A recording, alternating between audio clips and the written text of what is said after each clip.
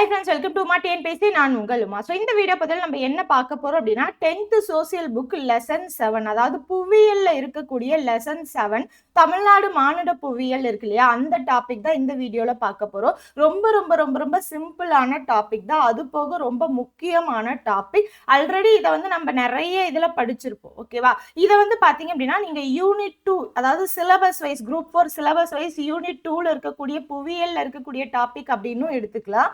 அது போக யூனிட் 5 பொருளாதாரம் மற்றும் தமிழ்நாட்டில் வளர்ச்சி நிர்வாகம் இருக்கு இல்லையா, அந்த இடத்துல தமிழ்நாட்டில் வளர்ச்சி நிர்வாகத்தின் கீழேயும் இந்த டாபிக் வரும். அப்ப இந்த ஒரு யூனிட் படிச்சீங்க அப்படின்னா 2 சிலபஸ் யூனிட்ல இருக்கக்கூடிய இடத்துல இருக்கக்கூடிய சப் டாபிக்ல கவர் ஆகக்கூடிய விஷயம் ரொம்ப ரொம்ப முக்கியமான ஒரு பாடம்.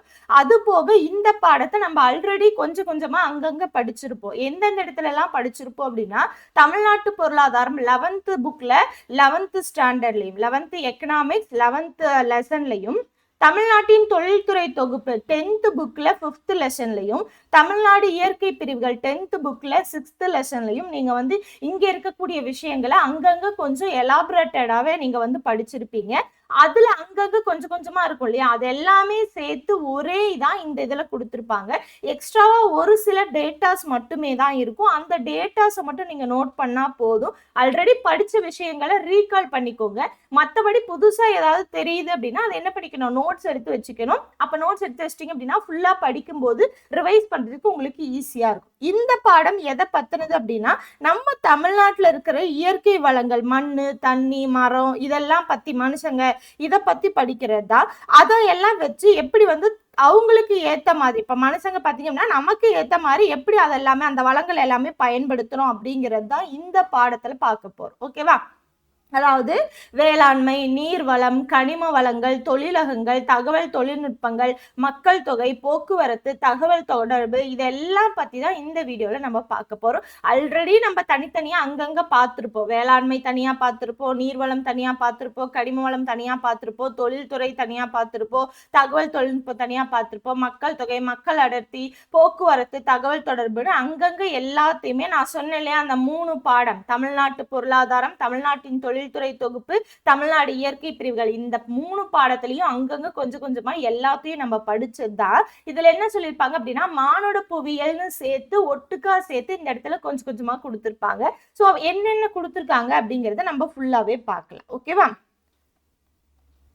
ஸோ என்ன சொல்லியிருப்பாங்க அப்படிங்கிறத தெளிவா பார்த்துக்கோங்க. பாருங்க, மானுட புவியியல் அப்படின்னா என்ன அப்படின்னு சொல்லியிருப்பாங்க. என்ன அப்படின்னா, மனித சமுதாயம் வளர்ச்சி பெற்ற வழிமுறைகள், இயற்கை சூழலுடனான செயல்பாடுகள், இதை பத்தி படிக்கிறது தான் மானுட புவியியல். அதாவது மானுட புவியியல்ல என்ன சொல்லியிருக்காங்க, மனித சமுதாயம் எப்படி வளர்ச்சி பெற்று வந்திருக்கு, ஆரம்பத்துல இருந்து எப்படி வளர்ச்சி பெற்று வந்திருக்கு, அதுக்கான வழிமுறைகள் ஆகட்டும், இயற்கை கூட அவங்களோட செயல்பாடுகள் என்னென்ன. நான் சொன்னேன் இல்லையா, இந்த இயற்கை வளங்களை வச்சு எப்படி வந்து அவங்களுக்கு ஏத்த மாதிரி அந்த இயற்கை வளங்களை பயன்படுத்தினாங்க அப்படிங்கிறத பத்தியும் படிக்கிற அந்த புவியியல் பேரு தான் மானுட புவியியல் அப்படின்னு நம்ம சொல்றோம். தமிழ்நாட்டுல நிறைய என்ன இருக்கு, வளங்கள் இருக்கு.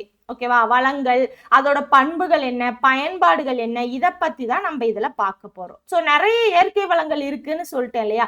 என்னென்ன இயற்கை வளங்கள் இருக்கு, நிலப்பகுதிகள் இருக்கு, ஆறுகள் இருக்கு, மண் வகைகள் இருக்கு, இயற்கை தாவரங்கள் இருக்கு, நீர் இருக்கு, வனவளங்கள் இருக்கு. இது எல்லாமே வந்து நம்ம ஆல்ரெடி படிச்ச விஷயங்கள் தான். ஓகேவா, ஸோ இது போக மனிதர்கள் என்ன பண்ணிட்டாங்க, தங்களோட அறிவு கூர்மையை பயன்படுத்தி, அவங்களோட திறன்களை பயன்படுத்தி இந்த மாதிரி இருக்கக்கூடிய வளங்களை எப்படி பயன்படுத்துறாங்க அப்படிங்கிறத நம்ம படிக்கிறது தான் பாத்தீங்க அப்படின்னா மானுட புவியியல். சோ இருக்கக்கூடிய வளங்கள் எல்லாத்துலயுமே எது வந்து மிகச்சிறந்த வளம் அப்படின்னா மனித வளத்தை தான் சொல்றாங்க. ஓகேவா, இருக்கிறதுலயே மிக முக்கியமான மிகச்சிறந்த வளம் என்ன அப்படின்னா அது வந்து மனித வளங்கள் தான். ஓகேவா, ஏன்னா அவங்க தான் அவங்களோட அறிவை பயன்படுத்தி இங்க இருக்கக்கூடிய பொருட்கள் எல்லாமே பயனுள்ள பொருட்களா மாத்தி பயன்படுத்துறாங்க இல்லையா.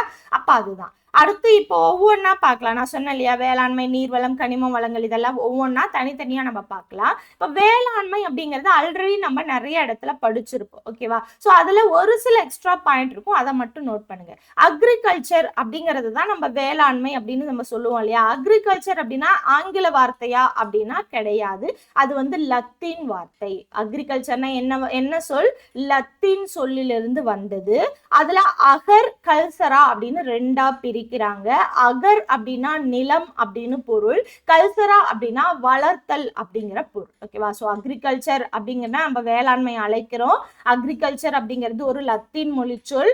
அதை ரெண்டா நம்ம ஸ்பிளிட் பண்ணி சேர்த்தலாம்.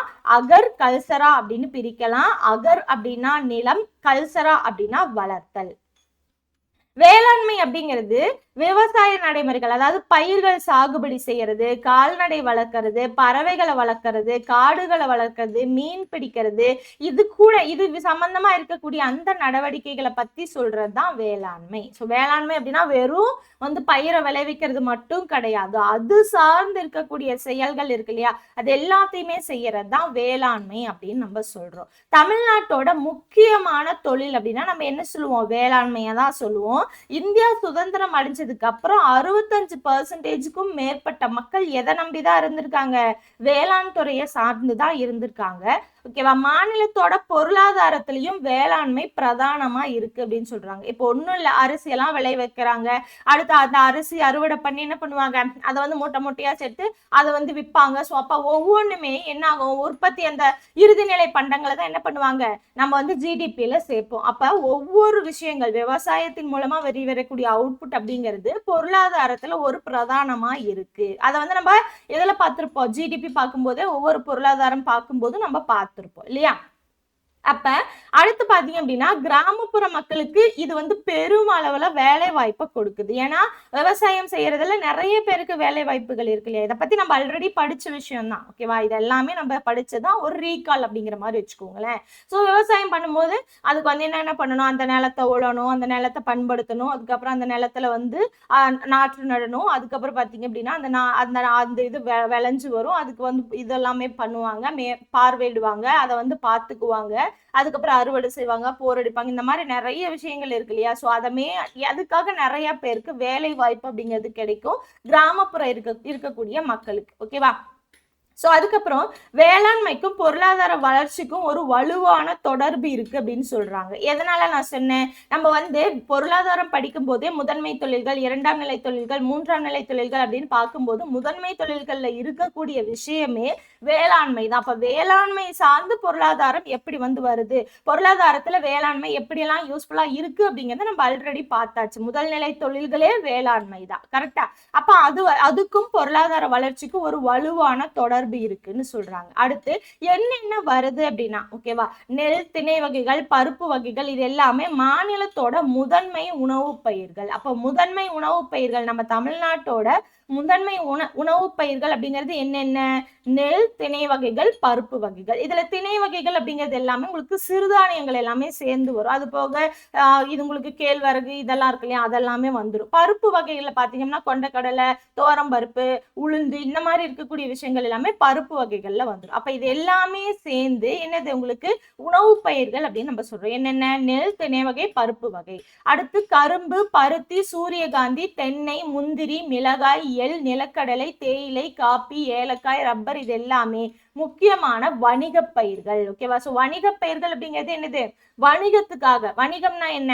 நம்ம ஒரு பொருளை கொடுத்து ஒரு பொருளை வாங்குறது, இல்ல ஒரு பொருளை காசுக்காக விற்கிறது, அதை வெளிநாட்டுக்கு ஏற்றுமதி செய்யறது, இந்த மாதிரி செய்யக்கூடிய விஷயங்கள் தான் வணிக பயிர்கள் அப்படின்னு சொல்லுவோம். அப்ப இது எல்லாமே வணிக பயிர்கள். கரும்பு, பருத்தி, சூரியகாந்தி, தென்னை, முந்திரி, மிளகாய், எள், நிலக்கடலை, அதுக்கப்புறம் தேயிலை, காப்பி, ஏலக்காய், ரப்பர், இது எல்லாமே வணிக பயிர்கள். ரொம்ப முக்கியமானது இந்த உணவு பயிர்களை ஞாபகம் வச்சுக்கோங்க. நெல், திணை வகைகள், பருப்பு வகைகள், இது எல்லாமே வேளாண்மை. இப்ப வேளாண்மையை தீர்மானிக்கக்கூடிய புவியியல் காரணிகள் என்னென்ன அப்படின்னா ரொம்ப சீக்கிரமா சொல்லிடலாம். என்னென்ன வேணும்? வேளாண்மை செய்யணும் அப்படின்னா நிலம் கண்டிப்பா இருக்கணும். அதுக்கான அந்த நிலம் இப்படிதான் இருக்கணும் அப்படிங்கிறது இருக்கும். எல்லா நிலத்துல விவசாயம் பண்ண முடியுமானா பண்ண முடியாது. அப்ப அதுக்கான நில தோற்றம் அப்படிங்கிறது இருக்கணும். அதுக்கான கரெக்டான காலநிலை இருக்கணும் இல்லையா? சோ எப்ப மழை பெய்யணுமோ அப்ப மழை பெய்யணும், எப்ப மழை பெய்யக்கூடாது அப்ப பெய்யக்கூடாது, எப்ப வெயில் அடிக்கணுமோ அப்ப கரெக்டா வெயில் அடிக்கணும். அப்ப அதுக்கான காலநிலை அப்படிங்கிறதும் கரெக்டா இருக்கணும். அந்த நிலத்துல இருக்கக்கூடிய மண்ணும் கரெக்டா இருக்கணும். சோ எல்லா வகை மண்ணுலையும் விவசாயம் பண்ண முடியுமானா பண்ண முடியாது. அப்ப நிலத்தோற்றம் கரெக்டா இருக்கணும், காலநிலை கரெக்டா இருக்கணும், மண் கரெக்டா இருக்கணும், தேவையான நீர்ப்பாசன வசதியை செய்யணும். அளவுக்கு அதிகமா நீர் விட்டுட்டா என்ன ஆயிரும், அழுகி போயிரும். கம்மியா நீர் விட்டுட்டோம்னா வறண்டு போயிரும், காஞ்சு போயிரும். அப்ப அதுக்கு தகுந்த நீர்ப்பாசனம் அப்படிங்கிறது வேணும். அப்ப வேளாண்மையை தீர்மானிக்கக்கூடிய புவியியல் காரணிகள் 4 என்னென்ன அப்படின்னா நிலத்தோற்றம், காலநிலை, மண், நீர்ப்பாசனம். இது எல்லாமே முக்கியமான புவியியல் காரணிகள். ஓகேவா? இது போக ஒவ்வொன்றும் தேவைப்படும், பட் இது வந்து ரொம்ப முக்கியமானது. ஓகேவா? இப்போ அதை ஒவ்வொன்றையும் தனித்தனியா சொல்லியிருப்பாங்க. நிலத்தோற்றம் அப்படிங்கிறது தமிழ்நாட்டில் நம்ம ஆல்ரெடி பார்த்திருப்போம் இல்லையா? தமிழ்நாட்டோட இயற்கை பிரிவுகள் அப்படிங்கிற பாடத்திலேயே நம்ம பார்த்திருப்போம். என்னென்ன இருக்கு? மலைகள் இருக்கு, பீடபூமிகள் இருக்கு, சமவெளிகள் இருக்கு இல்லையா? ஸோ மலைகள் இப்படி வரும், பீடபூமிகள் இதுல இருந்து கொஞ்சம் இப்படி மேல வரும், சமவெளிகள் அப்படிங்கிறது சமமா போகும் இல்லையா? அப்ப தமிழ்நாடு மலைகள், பீடபூமிகள், சமவெளிகள் இது எல்லாத்தையுமே கொண்டு இருக்கு. இந்த 3 இடத்துலயும் ஒரே மாதிரி வேளாண்மை பண்ண முடியுமா அப்படின்னா பண்ண முடியாது. சமவெளிகள்ல தான் அதிகமான வேளாண்மை நடக்கும், மலைகள்ல ரொம்ப கம்மியா, அதுவும் மலை சரிவுகள்ல நடத்துவாங்க, பீடபூமியிலையும் கம்மியா இருக்கும். ஓகேவா? அப்ப சமவெளிகள் தான் பாத்தீங்க அப்படின்னா வேளாண் உற்பத்திக்கு ஏற்றது. அதுல பாத்தீங்க அப்படின்னா வண்டல் மண் வரும். ஸோ சமவெளி அப்படிங்கிறதையே நம்ம பார்த்திருப்போம். ஆற்றுப்படுகையில் இருக்கக்கூடிய அந்த வண்டல் மண் படுகையால ஏற்படுறது தான் சமவெளி அப்படின்னு நம்ம பார்த்திருப்போம் இல்லையா? காவிரி சமவெளி அப்படிங்கிறத பார்த்திருப்போம். அப்ப அந்த இடத்துல இருக்கக்கூடியதை நம்ம என்ன சொல்லுவோம், அந்த இடத்துல வண்டல் மண் அப்படிங்கிறது அதிகமா இருக்கும். அப்ப அது வந்து வேளாண்மை தொழிலுக்கு ஏற்றதாக இருக்கு. அடுத்து வண்டல் மண் நிறைந்திருக்கக்கூடிய காவிரி சமவெளி, நான் சொன்னேன் இல்லையா, இதுதான் தமிழ்நாட்டோட குறிப்பிடத்தக்க வேளாண்மை பகுதி அப்படின்னு சொல்றோம். ஓகேவா? ஸோ காவிரி சமவெளி அப்படிங்கிறது ரொம்ப ரொம்ப முக்கியமானது.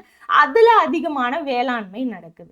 ஸோ பீடபூமியில வேளாண்மை ஓரளவுக்கு கம்மியா தான் இருக்கு, மலை பிரதேசங்கள்ல அதை விடவும் கம்மியா தான் இருக்கு. ஓகேவா?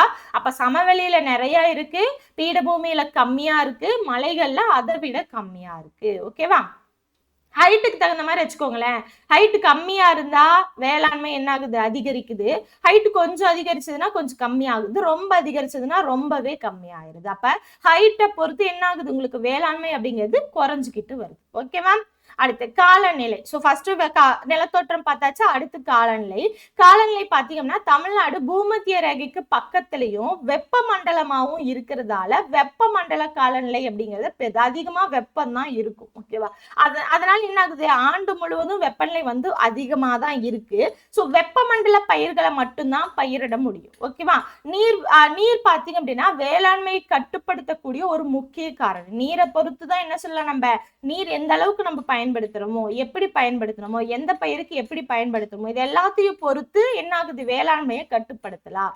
அது போக இந்த நீருக்கு ஆதாரம் என்ன, தமிழ்நாட்டை பொறுத்த வரைக்கும் நீருக்கு ஆதாரம் மழைப்பொழிவு தான். அந்த மழைப்பொழிவு தமிழ்நாட்டுல எப்ப அதிகமா நடக்கும் அப்படின்னா வடகிழக்கு பருவக்காற்றுல தான் அதிகமா நடக்கும். இது எல்லாமே நம்ம தமிழ்நாடு இயற்கை பிரிவுகள் இருக்கு இல்லையா, அதுல நம்ம ஆல்ரெடி பார்த்த விஷயங்கள் தான். ஓகேவா? ஸோ அதுலதான் நிறைய வந்து எப்ப நடக்குது, அந்த காலத்துலதான் உங்களுக்கு அந்த அந்த என்ன சொல்றது, அறுவடை கிடையாது, அந்த காலத்துல உங்களுக்கு விவசாயம் ஸ்டார்ட் பண்ணுவாங்க. ஓகேவா? ஸோ அப்பதான் வந்து விதைச்சு ஆரம்பிச்சு அந்த மழைப்பொழிவு இருக்கும்போது அது என்ன ஆகும், நல்லா வளர்ந்து வரும். அப்ப அந்த இடத்துல உங்களுக்கு என்ன பண்ணிக்குவாங்க, நீர்ப்பாசன வசதி எல்லாம் ஏற்படுத்தி வேளாண்மையை அதிகமா பயன்படுத்திக்குவாங்க. ஸோ இந்த பருவத்துலதான் வேளாண்மை வந்து தொடங்குது.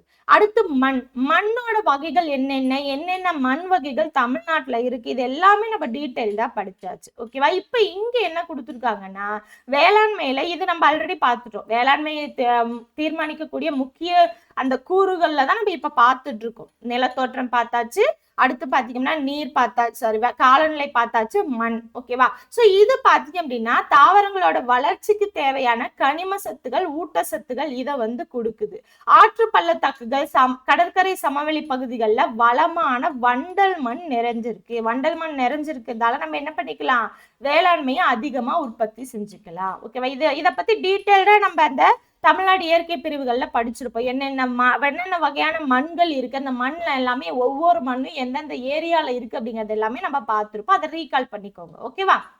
அடுத்து நீர்ப்பாசனம் பாத்தீங்கன்னா இப்ப பருவமழை வருது, ஒரு சில இடத்துல என்ன ஆகும், பருவமழை பொய்த்து போயிடும். அப்ப பருவமழை வந்து சரியா வரல அப்படின்னா அந்த இடத்துல நம்ம கரெக்டான நீர்ப்பாசனம் கொடுக்கல அப்படின்னா என்ன ஆயிரும், அந்த பயிர்கள் எல்லாமே வீணா போயிடும், ஒண்ணு காஞ்சு போயிடும், ரொம்ப அதிகமா கொடுத்துட்டா அது வந்து அழுகி போயிடும். அப்ப கரெக்டான நீர் நீர்ப்பாசனம் அப்படிங்கிறது கொடுக்கணும். ஓகேவா? சோ வறண்ட பிரதேசங்கள்ல மானாவாரி பயிர்கள் அப்படிங்கறத பயிரிடுறாங்க அப்படின்னு சொல்றாங்க. ஓகேவா? சோ மானாவாரி பயிர்கள் அப்படின்னா என்ன அப்படின்னா ஆக்சுவலா மானாவாரி பருவம் அப்படின்னு சொல்லுவோம், இல்லைன்னா மானாவாரி பட்டம் அப்படின்னு நம்ம சொல்லுவோம். சோ மானாவாரி அப்படின்னா முதல்ல என்ன அப்படின்னா மானாவாரி அப்படிங்கிறது வானாவாரி அப்படின்னு தான் ஸ்டார்டிங்ல சொல்லியிருக்காங்க.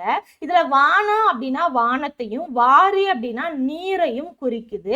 அது என்ன அப்படின்னா இப்ப வானம் பார்த்த பூமி அப்படின்னு நம்ம சொல்லுவோம் இல்லையா, நார்மலா பேச்சொலக்குல சொல்லும்போது வானம் பார்த்த பூமி அப்படின்னு சொல்லுவோம். அப்படின்னா என்ன அப்படின்னா வேறு வகையான நீர்ப்பாசனங்கள் இல்லாம வெறும் மழைப்பொழிவை மட்டுமே நம்பி இருக்கக்கூடிய அந்த நிலங்கள் இருக்கு இல்லையா, அததான் வானம் பார்த்த பூமி அப்படின்னு சொல்லுவோம். சோ எந்தவித பாசனமும் கிடைக்காம மழைய மட்டுமே நம்பி விவசாயம் செய்யக்கூடிய நிலத்தை தான் மானாவாரி நிலங்கள் அப்படின்னு சொல்றோம். அந்த இடத்துல பயிரிடக்கூடிய பயிர்களை தான் மானாவாரி பயிர்கள் அப்படின்னு நம்ம சொல்றோம். ஓகேவா? சோ ஃபார் எக்ஸாம்பிள் என்னென்ன அங்க பயிரிடுவாங்க அப்படின்னா சாமை, திணை, வரகு, சோளம், ஆமணக்கு இந்த மாதிரி நிறைய பயிரிடுவாங்க. இது மட்டும் கிடையாது, இன்னும் நிறைய இருக்கு. ஓகேவா?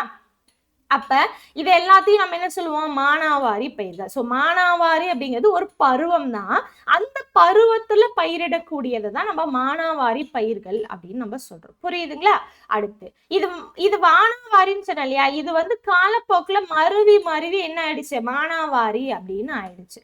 அடுத்து தமிழ்நாட்டோட வேளாண் பருவங்கள் என்னென்ன அப்படின்னு பார்க்க போறோம். ஓகேவா? சோ இது நம்ம ஆல்ரெடி படிச்சிருப்போம், பட் அங்க படிச்சது வேற மாதிரி இருக்கும். வடகிழக்கு பருவக்காற்று, தென்கிழக்கு பருவக்காற்று இந்த மாதிரி படிச்சிருப்போம். அது பருவ காலத்துக்கான காற்றுகள். இங்க தமிழ்நாட்டுல என்னென்ன வேளாண் பருவங்கள் இருக்கு அப்படிங்கிறத பார்க்கலாம். ஓகேவா? சோ வெப்பநிலை, மண்ணோட ஈரப்பதம் இதை அடிப்படையா கொண்டு பருவ காலத்தை பல வகையா பிரிக்கலாம். எந்தெந்த மாதிரி எல்லாம் பிரிக்கலாம் அப்படின்னா நிறைய இருக்கு, இங்க கம்மியா தான் கொடுத்திருப்பாங்க. ஓகேவா?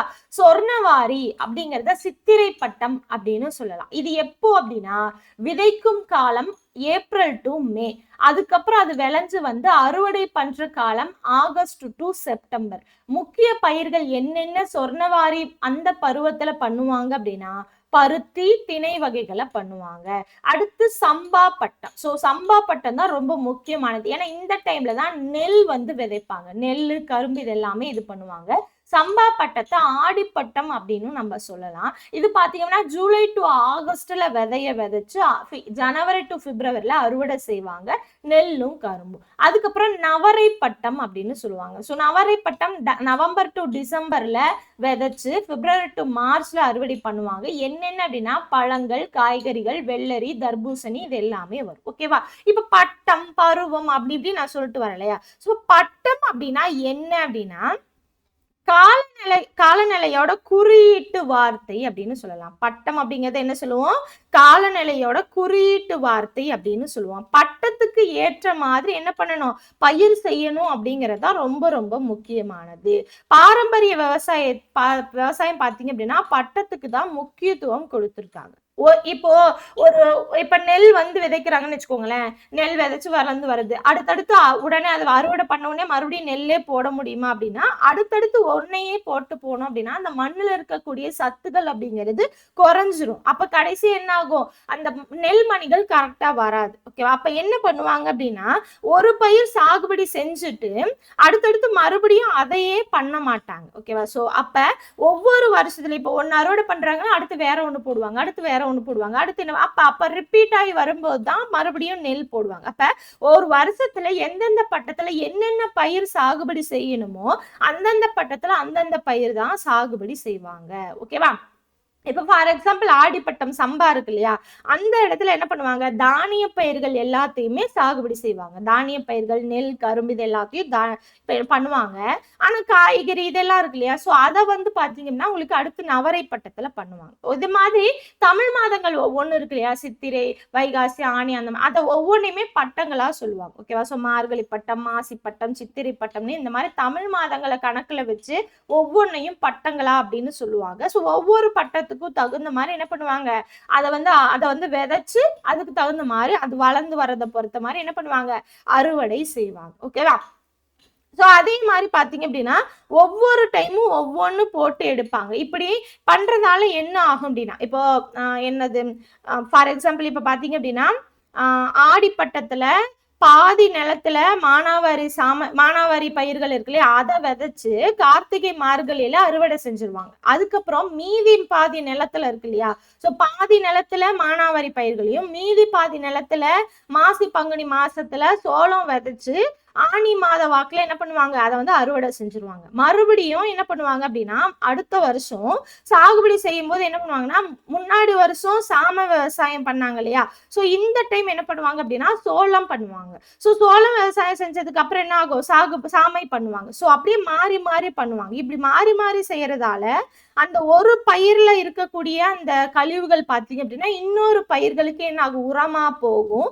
அதுல இருக்கக்கூடிய நோய் கிருமிகள் எல்லாமே இல்லாம போயிடும். ஓகேவா. இப்ப மாத்தி மாத்தி இப்படி பண்றதால அந்த நிலத்துக்கும் சத்துக்கள் அப்படிங்கிறது இருந்துகிட்டே இருக்கும். அது போக ஒவ்வொரு பருவத்துக்கும் நம்ம ஒவ்வொரு அந்த பயிர்களை வந்து பயிரிட்டு எடுத்துக்கலாம். ஓகேவா. சோ இந்த மாதிரி குறிப்பிட்ட கால இடைவெளியில வேற ஒரு பயிர் வந்து மேலும் மேலும் என்ன பண்ணுவாங்க, மீண்டும் மீண்டும் சாகுபடி செஞ்சுறதால எந்த ஒரு பாதிப்பும் இருக்காது. அதே மாதிரி அந்த நிலத்துக்கும் உங்களுக்கு அந்த சத்து அப்படிங்கிறது கூடிட்டே போகும். ஓகேவா. ஸோ இப்போ ஒவ்வொரு பட்டங்கள் நான் சொன்னேன் இல்லையா, இதை வந்து நம்ம எப்படி வேணா சொல்லிக்கலாம். ஓகேவா. ஸோ இப்போ ஜனவரி மாதம் பார்த்தீங்க அப்படின்னா உங்களுக்கு தமிழ் மாதங்கள் ஆங்கில மாதத்தும் தமிழ் மாதம் கம்பேர் பண்ணும்போது என்ன ஆகும், ஆங்கில மாதம் பாதி ஒரு தமிழ் மாதமாகவும் இன்னொரு பாதி இன்னொரு தமிழ் மாதமாகவும் இருக்கும் தான் இல்லையா. இப்ப ஜனவரி எடுத்துட்டீங்க அப்படின்னா மார்கழி தை வரும். அப்ப அந்த இடத்துல என்னென்ன பண்ணுவாங்க அப்படின்னா கத்தரி, மிளகாய், பாகற்காய், தக்காளி, பூசணி, சுரைக்காய், முள்ளங்கி, கீரை இந்த மாதிரி எல்லாம் விதைப்பாங்க. அதே மாதிரி பிப்ரவரி மாசம் எடுத்துட்டீங்க அப்படின்னா தை மாசி கத்தரி, தக்காளி, மிளகாய், பாகற்காய், வெண்டை, சுரைக்காய் இது எல்லாமே, பீர்க்கங்காய், கோவக்காய் இது எல்லாமே வரும். ஓகேவா. ஸோ இந்த மாதிரி ஒவ்வொரு மாடமும் ஒவ்வொன்று இருக்கு. எதுக்கு தகுந்த மாதிரி எப்போ அறுவடை பண்ணலாமோ அது எப்போ முடியுமோ அவங்களுக்கு தெரியும் இல்லையா, விவசாயம் பண்றவங்களுக்கு தெரியும். இது போட்டோம் அப்படின்னா இத்தனை மாசம் அப்புறம் அறுவடை பண்ணணும், நெல் போட்டோம் அப்படின்னா நெல் முதிர்ச்சி அடைஞ்சதுக்கு அப்புறம் அறுவடை பண்ணணும். அப்ப அந்த மாதிரி பார்த்து பார்த்து அறுவடை அப்படிங்கிறத செஞ்சுக்குவாங்க. ஓகேவா. ஸோ அடுத்து பார்த்தீங்க அப்படின்னா இப்போ சொர்ணவாரி பருவம் அப்படின்னு நான் சொன்னேன் இல்லையா, அது இங்கிலீஷ் மாதத்தை என்ன கொடுத்துருக்காங்க, ஏப்ரல் மே மாசம்னு கொடுத்துருக்காங்க இல்லையா. ஸோ சொர்ணவாரி பருவம் எந்த காலத்துல வரும் அப்படின்னா இளவேநீர் காலத்துல வரும். இப்ப தமிழ் இலக்கணத்துல பார்த்தீங்க அப்படின்னா இது இருக்கு இல்லையா, பொருள் இலக்கணத்துல உங்களுக்கு வரும். ஓகேவா. சோ பொருள் இலக்கணம் அகப்பொருள் இலக்கணத்துல காலங்களை பிரிச்சிருப்பாங்க, பெரும்பொழுதுன்னு பிரிச்சிருப்பாங்க. அதுல இளவேநீர் காலம் அப்படின்னு ஒண்ணு வரும். அந்த இளவேநீர் காலம்னா சொர்ணவாரி பருவத்துல இருக்கக்கூடியது. இளவேநீர் காலம் என்னென்ன வரும், சித்திரை, வைகாசி இது வரும். அதே மாதிரி சம்பா பருவம் பாத்தீங்க அப்படின்னா குளிர்காலத்துல வரும். நவரை பருவமும் உங்களுக்கு குளிர்காலத்துல வரும். இதெல்லாமே நோட் பண்ணி வச்சுக்கோங்க. சோ இங்க நீங்க படிக்கும்போது என்ன பண்ணிக்கணும், அந்த இலக்கணத்துக்கு கூட அப்படியே ரிலேட் பண்ணிக்கோங்க. சோ எதையுமே அப்படியே அந்த இதை படிக்கும்போது அப்படியே படிச்சுட்டு போகாம இது கூட வேற ஏதாவது இருக்கு அப்படின்னா அது கூட ரிலேட் பண்ணி படிக்கணும். அது எந்த சப்ஜெக்டா இருந்தாலும் சரி. ஓகேவா. அடுத்து தமிழ்நாட்டோட முக்கிய பயிர்கள் என்னென்ன அப்படின்னா பாருங்க, நெல் ஃபர்ஸ்ட். ஓகேவா. தமிழ்நாட்டோட முக்கியமான உணவு பயிர் அப்படிங்கிறது நெல் தான். இங்க என்னென்ன பயிரிடுறாங்க அப்படின்னா பொன்னியும் கிச்சடி சம்பாவும் பயிரிடுறாங்க. இங்க பாருங்க இப்படிதான் இருக்கும் இல்ல, இது வந்து அறுவடை பண்றாங்க. பட் இப்ப வந்து மெஷின் வந்துருச்சு. இது வந்து நாத்து நடுவாங்க இல்லையா, சோ நாத்து நடுறதான் இங்க கொடுத்துருப்பாங்க. இங்க பாத்தீங்களா. சோ அடுத்து இங்க இருக்கக்கூடிய விஷயங்கள் பாருங்க, வேளாண் வகை ஒரு சில வேளாண் வகைகள் கொடுத்திருப்பாங்க. இன்னும் இருக்கு, பட் இந்த புக்ல 3 தான் கொடுத்திருப்பாங்க.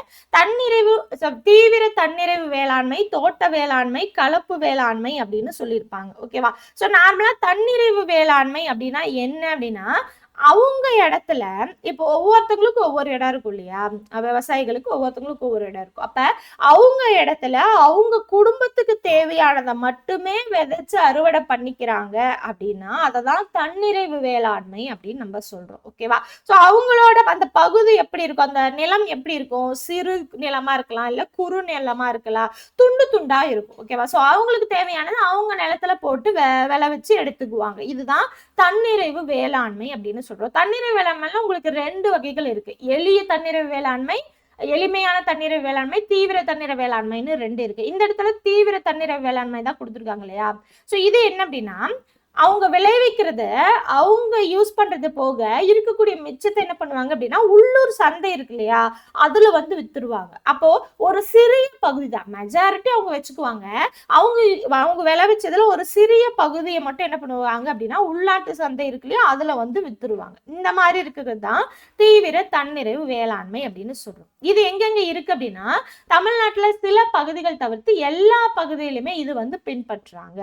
அடுத்து தோட்ட வேளாண்மை. தோட்ட வேளாண்மை அப்படின்னா என்ன அப்படின்னா, ஒரு பண்ணையில ஒரே மாதிரி பணப்பயிர் விற்பனைக்காக என்ன பண்றாங்க, வளர்க்குறாங்க. ஓகேவா? ஸோ என்னென்ன அப்படின்னா, விற்பனைக்காக, ஏற்றுமதிக்காக மிக பெரிய நிலப்பரப்புல ஒரு குறிப்பிட்ட பயிரை மட்டுமே, ஓகேவா? ஸோ வேறலாம் இல்லாம ஒரு குறிப்பிட்ட பயிரை மட்டுமே பயிரிடக்கூடிய முறையை தான் தோட்ட வேளாண்மை அப்படின்னு சொல்றோம். ஃபார் எக்ஸாம்பிள் தேயிலை, காப்பி, ரப்பர். அப்போ இப்ப தேயிலை இருக்கு அப்படின்னா, ஒரு பெரிய இப்ப மலை பிரதேசங்கள்ல போனீங்கன்னா நீங்க பார்க்கலாம். அங்க ஒரு ஒரு இது ஃபுல்லாவே அப்படியே எஸ்டேட்னு சொல்லுவாங்க இல்லையா? ஸோ அந்த எஸ்டேட் ஃபுல்லாவே தேயிலை தான் இருக்கும். அப்புறம் எஸ்டேட் ஃபுல்லாவே காப்பி தான் இருக்கும். அப்ப அந்த பெரிய நிலப்பரப்புல ஒரே இதுதான். அவங்க எதுக்காக பண்றாங்க? விற்பனைக்காகவும் ஏற்றுமதிக்காகவும் பண்றாங்க. இதை வந்து நம்ம பணப்பயிர் அப்படின்னு சொல்லுவோம். ஓகேவா? ஸோ இதுதான் தோட்ட வேளாண்மை. கலப்பு வேளாண்மை அப்படின்னா என்ன அப்படின்னா, இப்ப பயிர் சாகுபடி பண்றது மட்டும் இல்லாம கால்நடை வளர்ப்பு, கோழி வளர்ப்பு, மீன் வளர்ப்பு, இந்த மாதிரி அதுக்கான உப தொழிலும் சேர்த்து செய்யறாங்க இல்லையா? அதே நிலத்துல இந்த மாதிரி செய்யறது தான் நம்ம என்ன சொல்றோம் அப்படின்னா கலப்பு வேளாண்மை அப்படின்னு நம்ம சொல்றோம். புரியுதுங்களா?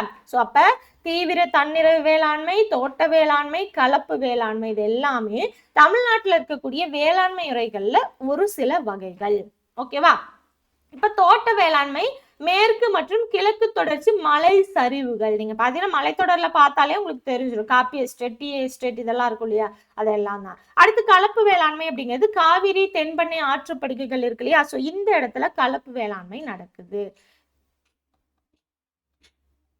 அடுத்து இப்ப நெல் பத்தி பார்த்துட்டு இருக்கோம் இல்லையா? சோ நெல் பாத்தீங்கன்னா தமிழகம் முழுவதும் பயிரிட்டாலும் ஒரு சில இடத்துல ரொம்ப அதிகமா இருக்கு. எந்தெந்த இடத்துல?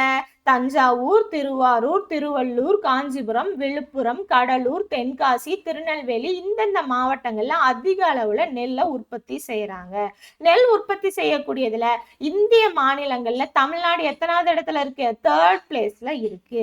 தமிழ்நாட்டுல காவிரி டெல்டா பகுதி தான் அதிக நெல் உற்பத்தி செய்யக்கூடிய பகுதி. இது ரொம்ப முக்கியமானது. ஓகேவா? சோ எந்த பகுதி நெல் உற்பத்திக்கு அதிகமா யூஸ் ஆகுது அப்படின்னா காவிரி டெல்டா பகுதியை சொல்லுவோம்.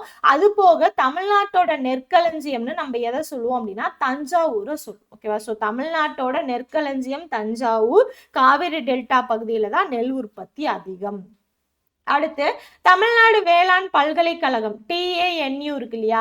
சோ இது கீழே செயல்பட்டு வரக்கூடிய தமிழ்நாடு நெல் ஆராய்ச்சி நிறுவனம் TRRI அப்படிங்கிறது நெல் ஆராய்ச்சியை செய்யறதுக்கு ஒரு இந்திய நிறுவனமா இருக்கிறது தான் இந்த இது. ஓகேவா? சோ இது தஞ்சாவூர் மாவட்டத்துல ஆடுதுறை அப்படிங்கிற இடத்துல 1985வது வருஷம் ஏப்ரல் மாதம் தொடங்கி இருக்காங்க.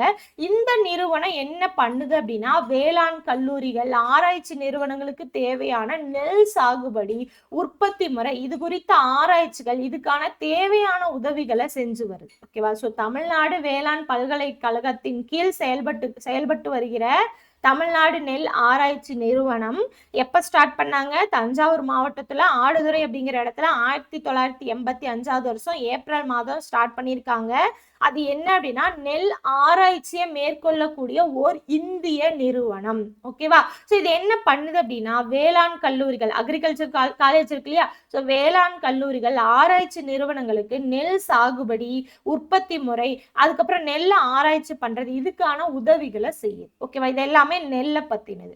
அடுத்து திணை வகை. தமிழ்நாட்டோட மக்கள் தொகையில ஏறக்குறைய 1/3 பகுதியினர் என்ன பண்றாங்க? இந்த உணவு திணை வகைகள் இருக்கு இல்லையா? அதை தான் உணவா எடுத்துக்கிறாங்க. சிறுதானியங்கள் சாப்பிட்றோம்ல, இப்ப சிறுதானியங்கள் சாப்பிட்றது ரொம்ப அதிகமாயிடுச்சு. ஆரம்பத்துல அதை தான் சாப்பிட்டுட்டு வந்தாங்க. இடையில என்ன பண்ணாங்க? டேஸ்ட் அது இதுன்னு மாத்தி எதையோ சாப்பிட்டு இப்ப மறுபடியும் ஆரோக்கியத்துக்காக என்ன பண்ணிட்டாங்க? சிறுதானியத்துக்கு மாறிக்கிட்டு வராங்க. அப்ப அந்த சிறுதானியங்கள் 1/3 பகுதியினர் என்ன பண்றாங்க? உணவா எடுத்துக்கிறாங்க. என்னென்ன?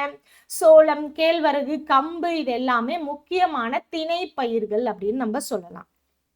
ஓகேவா?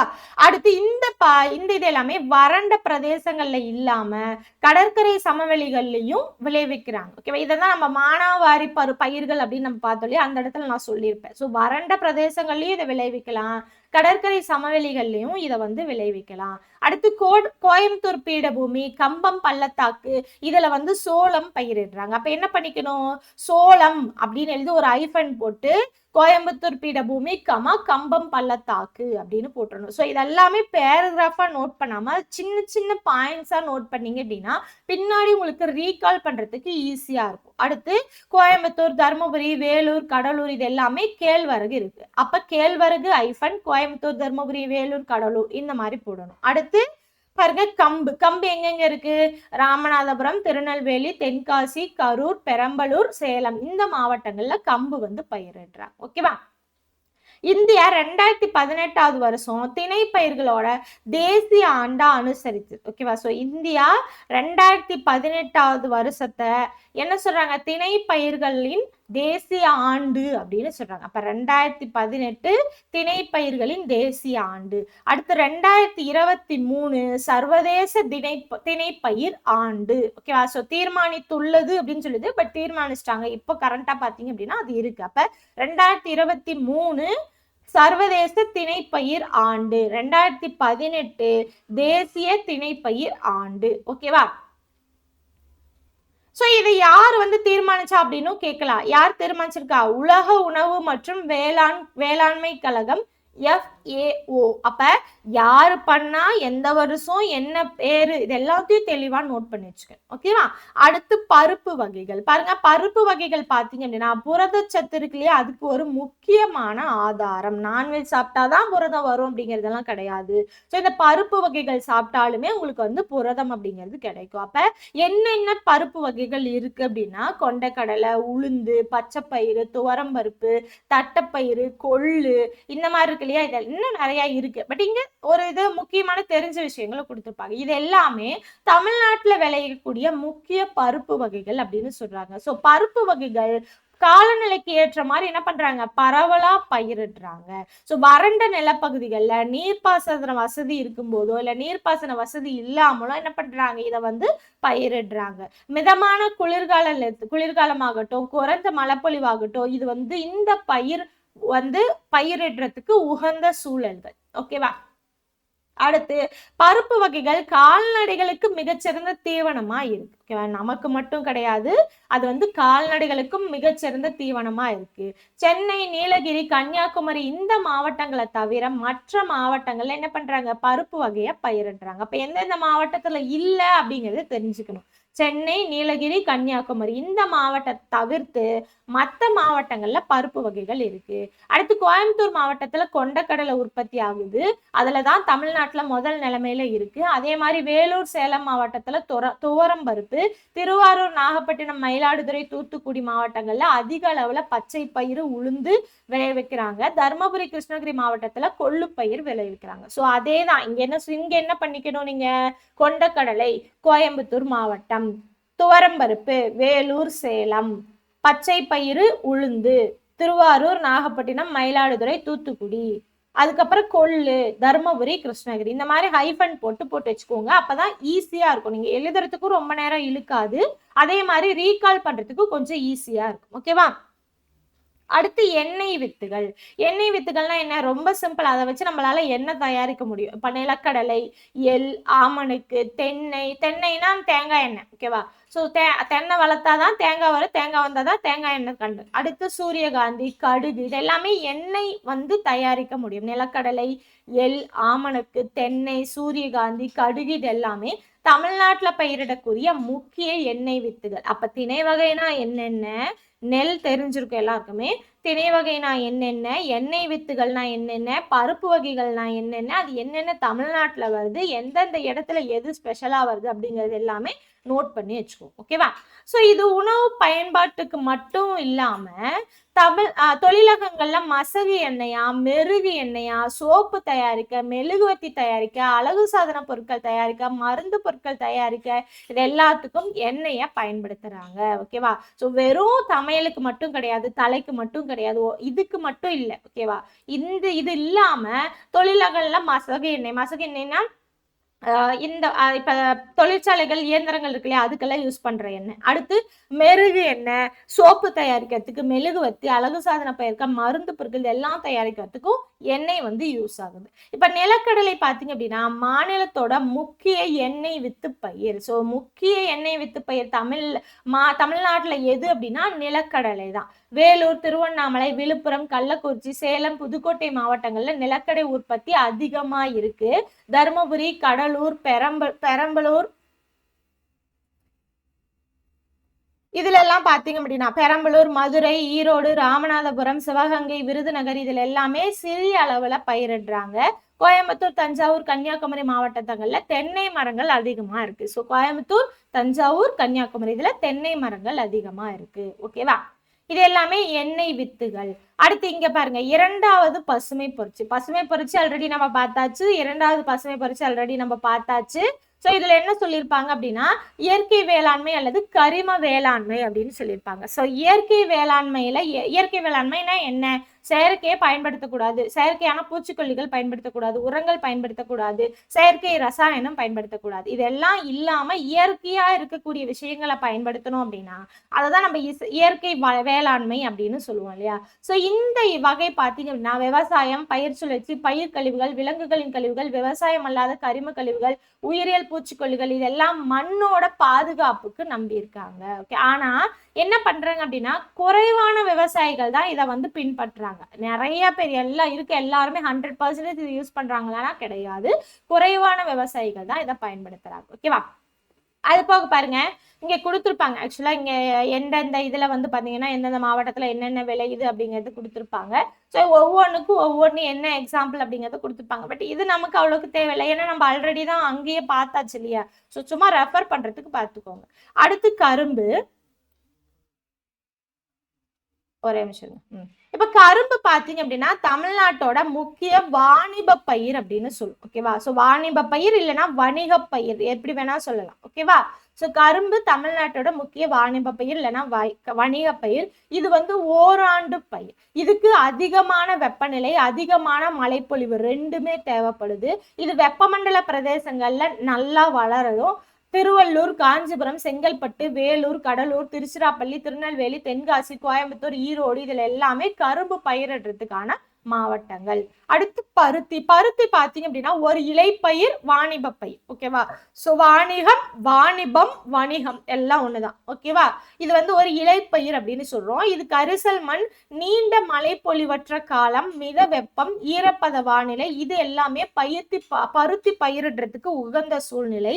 பருத்தி வளர காலத்துல ஈரப்பத காலநிலையும் அறுவடை காலத்துல வறண்ட காலநிலையும் இருக்கணும். ஓகேவா? சோ பருத்தி விளையும் போது ஈரப்பத காலநிலை இருக்கணும், அறுவடை செய்யும் போது வறண்ட காலநிலை இருக்கணும். கோயம்புத்தூர் பீடபூமி பகுதியில வைகை, வைப்பாறு ஆற்று வடிநில பகுதியில இந்த பருத்தி பயிரிடப்படுது. மதுரை, ராமநாதபுரம், விருதுநகர், திருநெல்வேலி, தூத்துக்குடி, சேலம், தருமபுரி இந்த மாவட்டங்கள் எல்லாமே பருத்தி வந்து பயிரிடுறாங்க. அடுத்து தோட்டப்பயிர். தோட்டப்பயிர் தான் பார்த்தாச்சு இல்லையா? தோட்ட வேளாண்மை அப்படிங்கிறதுல பார்த்தோம். தேயிலை, காப்பி, ரப்பர், மிளகு, முந்திரி இது எல்லாமே தமிழ்நாட்டோட முக்கிய தோட்டப்பயிர்கள்.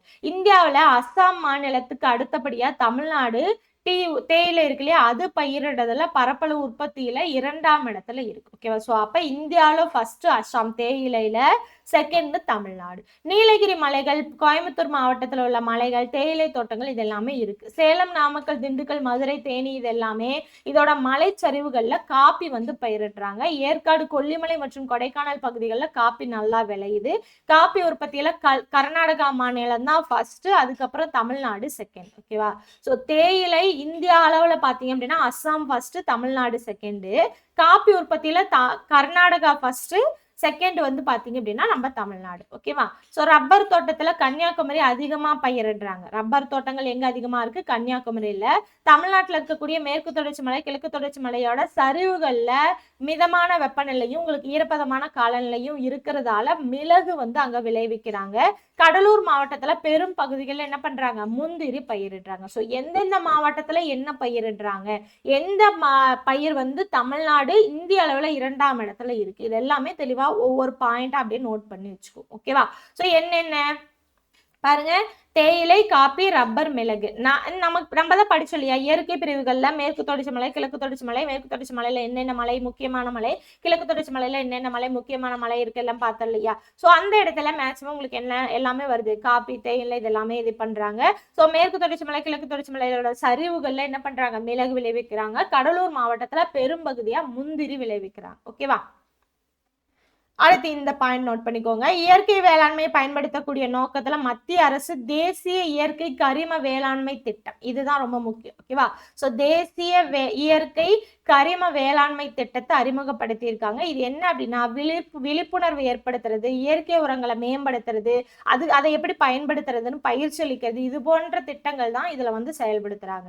கரிம பொருட்களை மறுசுழற்சி செய்யறதுக்கும் தொழிற்கூடங்கள், உயிரி உரங்கள், உயிரி பூச்சிக்கொல்லிகள் இதை உற்பத்தி செய்யறதுக்கு என்ன பண்றாங்க, தொழிற்கூடங்களுக்கு நிதி உதவி, மாநிலத்துல நிதி உதவி கொடுக்கறது, தர மேம்பாட்டு வளர்ச்சி செய்யறது, அதை நடைமுறைப்படுத்துறது, தன் மனித வளத்தை மேம்படுத்துறது, இது எல்லாமே திட்டத்தின் மூலமாக செயல்படுத்தக்கூடியது. ஓகேவா? சோ இயற்கை வேளாண்மையை மேம்படுத்தக்கூடிய நோக்கத்துக்காக கொண்டு வந்ததுதான் யார் கொண்டு வந்தா, மத்திய அரசு கொண்டு வந்தது. மத்திய அரசு கொண்டு வந்ததுதான் தேசிய இயற்கை கரிம வேளாண்மை திட்டம். அப்ப இதுல என்ன சொல்லுவாங்க, இயற்கை வேளாண்மையை மேம்படுத்தணும் அப்படின்னா அதை எப்படி பயன்படுத்துறது, இயற்கை உரங்களை எப்படி மேம்படுத்துறது, அதை எப்படி பயன்படுத்துறது, எப்படி வந்து இயற்கை விவசாயம் செய்யறது, இதை பத்தின இதுதான் பாத்தீங்க அப்படின்னா உங்களுக்கு அந்த திட்டத்துல இருக்கும். ஓகேவா?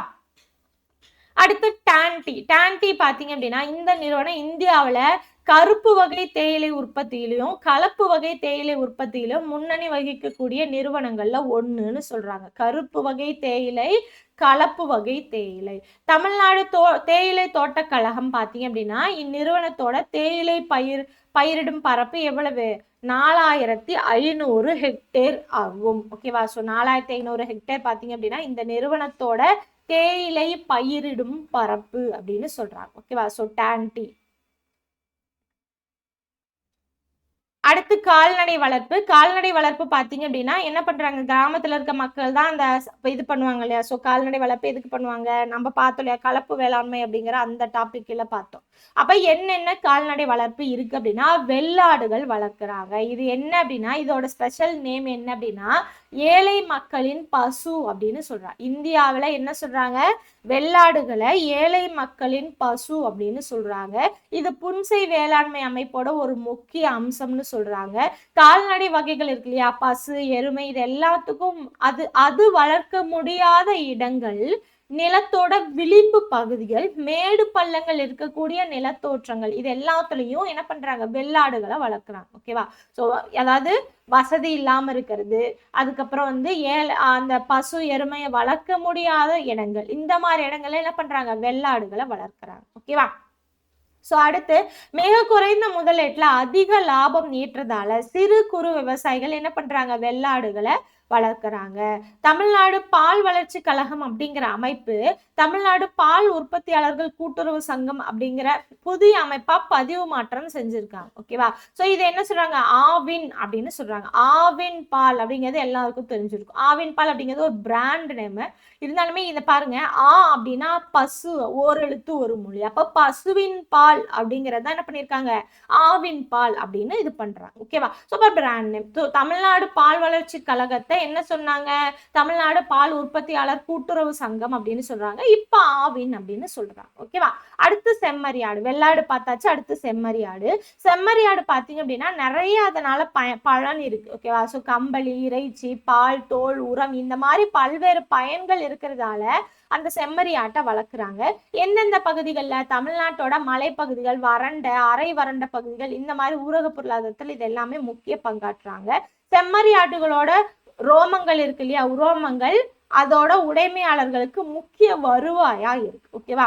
சோ செம்மறியாடுகளாகட்டும் அதோட உரோமங்கள் ஆகட்டும் எல்லாமே அதை வளர்க்குறவங்களுக்கு ஒரு முக்கிய வருவாய் ஆதாரமா இருக்கு. அடுத்து மீன் பிடிக்கிறது பாத்தீங்க அப்படின்னா கடற்கரை மாநிலம் தான். தமிழ்நாடு ஒரு கடற்கரை மாநிலம் தான். இந்த சைடு இருக்கு, இந்த சைடு இருக்கு இல்லையா. அப்ப இங்க பாத்தீங்கன்னா இங்கதான் இருக்கு இல்லையா.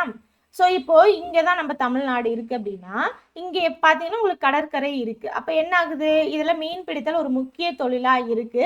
ஸோ உள்நாடு மீன் பிடித்தல் பாத்தீங்க அப்படின்னா பரந்த அளவுல எங்க இருக்கக்கூடிய நீர்த்தேக்கங்கள், ஆறுகள்ல அதிகமா நடக்குது. அடுத்து கடல் மீன் பிடிப்பு பாத்தீங்க அப்படின்னா தமிழ்நாட்டோட கடற்கரையோட நீளம் 906.9 கிலோமீட்டர். இது ஆல்ரெடி நம்ம பார்த்திருப்போம். ஏறத்தாழ 41,412 சதுர கிலோமீட்டர் பரப்பளவு கண்டத்திட்டு இருக்கிறதால மீன் பிடிப்பு அப்படிங்கிறது சாதகமா இருக்கு. இப்ப கண்டத்திட்டுனா என்ன அப்படின்னா, நிலத்துல இருந்து கடலை நோக்கி கொஞ்சம் மென் சரிவா கடல்ல இருக்கக்கூடிய ஒரு பகுதி தான், ஆழமற்ற பகுதி தான் கண்டத்திட்டு அப்படின்னு சொல்றோம். ஓகேவா? ஸோ அதாவது எப்படி இருக்கு அப்படின்னா, இப்போ இந்த இது வந்து மலை, இது வந்து நிலம்னு வச்சுக்கோங்களேன். இங்க இருந்து உங்களுக்கு கடல் போகுது.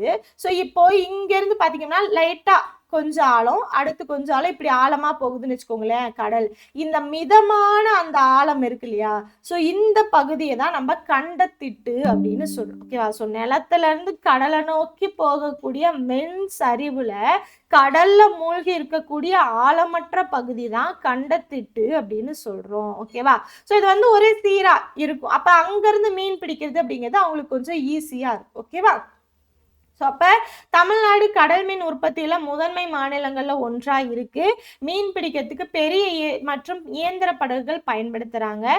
பெருங்கடல் கடற்கரையில இருந்து சில கிலோமீட்டர் தூரம் வரைக்கும் மீன் பிடிக்கிறது கடலோர மீன் பிடிப்பு அப்படின்னு சொல்றாங்க. ஓகேவா? ஸோ அதாவது ஒரு சில கிலோமீட்டர் மட்டும், இப்போ 20-30 கிலோமீட்டர் மைல்கள் தூரம் வரைக்கும் இருக்கிறது. அதுக்கப்புறம் 100 இல்லைன்னா 1000க்கும் மேற்பட்ட அடிகள் ஆழத்துல மீன் பிடிப்பாங்க.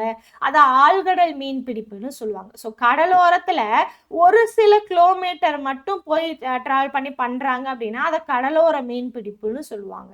இதுவே 100 to 1000க்கும் அடி, ஓகேவா, அந்த கடலுக்கு அடியில போய் மீன் பிடிச்சாங்கன்னா அது ஆழ்கடல் மீன் பிடிப்புன்னு சொல்லுவாங்க. ஓகேவா? சுறா, பறவை மீன், சங்கு மீன், கெளுத்தி, வெள்ளி வயிறு மீன், இது எல்லாமே மீன் வகைகள், நண்டு வகைகள், இது எல்லாமே எங்க பிடிக்கிறாங்க? ஆழ்கடல் மீன் பிடிப்புல பிடிக்கிறாங்க. சென்னை, கன்னியாகுமரி, திருநெல்வேலி, நாகப்பட்டினம், ராமநாதபுரம் இது எல்லாத்துலயும் கடல் மீன் உற்பத்தியில ஏறத்தளவுல 40% எங்க இருக்காங்க? இதை பங்களிப்பு கொடுக்குது. ஓகேவா? ஸோ கடற்கரையில இப்பகுதியில மீன் பிடித்தலுக்கு என்னவா இருக்கு? சாதகமா இருக்கு. அடுத்து உள்நாட்டு மீன் பிடிப்பு. ஸோ கடற்கரை இப்படிதான். உள்நாட்டுனா என்னென்ன இருக்கும்? ஏரி இருக்கும், ஆறு இருக்கும், குளம் இருக்கும், கழிமுகம் இருக்கும், காயல்கள் இருக்கும், இதெல்லாம் இருக்கும் இல்லையா? ஸோ ஏரிகள், ஆறுகள், குளங்கள், கழிமுகங்கள், காயல்கள், சதுப்பு நில பகுதி, இந்த மாதிரி நீர்நிலைகள்ல எல்லாமே உள்நாட்டு மீன் பிடிப்பு அப்படிங்கிறத பிடிப்பாங்க. சிப்பி, இறால் மீன், அதுக்கப்புறம் இது எல்லாமே பண்ணையில வளர்க்குறாங்க. ஓகேவா? கட்டுமரம், டீசல் படகு, மீன் வலைகள், இதெல்லாமே பயன்படுத்தி உள்நாட்டு மீன் பிடிக்கிறதுல பயன்படுத்துறாங்க. ஸோ மீன் பிடித்தலை மேம்படுத்துறதுக்காக தமிழ்நாடு மீன்வளத்துறை பல திட்டங்களை அறிமுகப்படுத்தி இருக்கு. மாநில உள்நாட்டு மீன் உற்பத்தியில வேலூர் 10% உற்பத்தியில முன்னிலையில இருக்கு. ஸோ வேலூர் அப்படிங்கிறது மீன் பிடித்தல்ல மட்டும் கிடையாது, இன்னொரு விஷயத்திலையும் முன்னிலையில இருக்கு. எது? தோல் உற்பத்தி, தோல் வந்து தோல் பதனிடுறது, உற்பத்தி செய்யறது, ஏற்றுமதி செய்யறது, இதெல்லாம் முதல்நிலையில இருக்கு. ஓகேவா? அடுத்து கடலூர், சிவகங்கை, விருதுநகர் மாவட்டத்துல 9% மீன் உற்பத்தி செய்து தமிழ்நாட்டுல 2வது பிளேஸ்ல இருக்கு. ஃபர்ஸ்ட் பிளேஸ்ல மீன் உற்பத்தியில first place Vellore, second place Cuddalore, Sivaganga, Virudhunagar மாவட்டம். அடுத்து நீர் வளம். ஓகேவா? ஸோ மனித குலத்திற்கு புவியில வாழக்கூடிய லட்சக்கணக்கான உயிரினங்களுக்கு நீர் அப்படிங்கிறது ஒரு விலை மதிப்பற்ற பரிசு அப்படின்னு சொல்றாங்க. ஓகேவா? நீர் இல்லாம இருக்க முடியாது. ஓகேவா? அடுத்து தமிழ்நாட்டோட நீர்வளங்கள். இந்தியா பாத்தீங்கன்னா இந்திய பரப்பளவுல 4% மக்கள் தொகையிலையும் 6% தமிழ் கொண்டு இருக்கு. ஒரு நிமிஷம். இந்திய பரப்பளவுல 4%, மக்கள் தொகையில 6% தமிழ்நாடு வச்சிருக்கு. ஆனா நீர்வளத்துல 2.5% தான். ஓகேவா? ஸோ இந்திய அளவுல தமிழ்நாடு பரப்பளவு 4%, மக்கள் தொகையில 6%, ஆனா நீர்ல 2.5% தான். ஓகேவா? ஸோ இதான் தமிழ்நாடு வச்சிருக்கு. தமிழ்நாட்டோட மேற்பரப்பு நீர்ல 95%க்கும் அதிகமாகவும், நிலத்தடி நீர்ல 80%க்கும் அதிகமாகவும் பயன்பாட்டுல இருக்கு. அடுத்து தமிழ்நாட்டுல இருக்கக்கூடிய நீர்வள ஆதாரங்கள் என்னென்ன இருப்பாங்க? 2017 தமிழ்நாடு புள்ளியியல் பிரகாரம் ஆற்றுப்படி நிலம் 17, நீர்த்தேக்கங்கள் 81, ஏரிகள் 41,127, ஆழ்துறை கிணறுகள் மற்றும் மற்ற கிணறுகள் 4,98,644, திறந்தவெளி கிணறுகள் 15,06,919, மொத்தமா 20,46,788 மில்லி கிலோமீட்டர். ஓகேவா? கனமீட்டர் பாத்தீங்க அப்படின்னா உங்களுக்கு நீர் வரப்பு இருக்கு. அடுத்து தமிழ்நாட்டோட பல்நோக்கு ஆற்று பள்ளத்தாக்கு திட்டங்கள். பல்நோக்கு ஆற்று பள்ளத்தாக்கு திட்டங்கள் அடிப்படையில வேளாண் நீர்ப்பாசன மேம்பாடு, நீர்மின் சக்தி உற்பத்தி, இது எல்லாத்தையுமே மேற்கொள்றாங்க. ஓகேவா? அடுத்து ஒவ்வொரு அணையா சொல்லியிருப்பாங்க. இப்ப அதை வந்து நோட் பண்ணி வச்சுக்கோங்க, பாயிண்டா நோட் பண்ணி வச்சுக்கோங்க.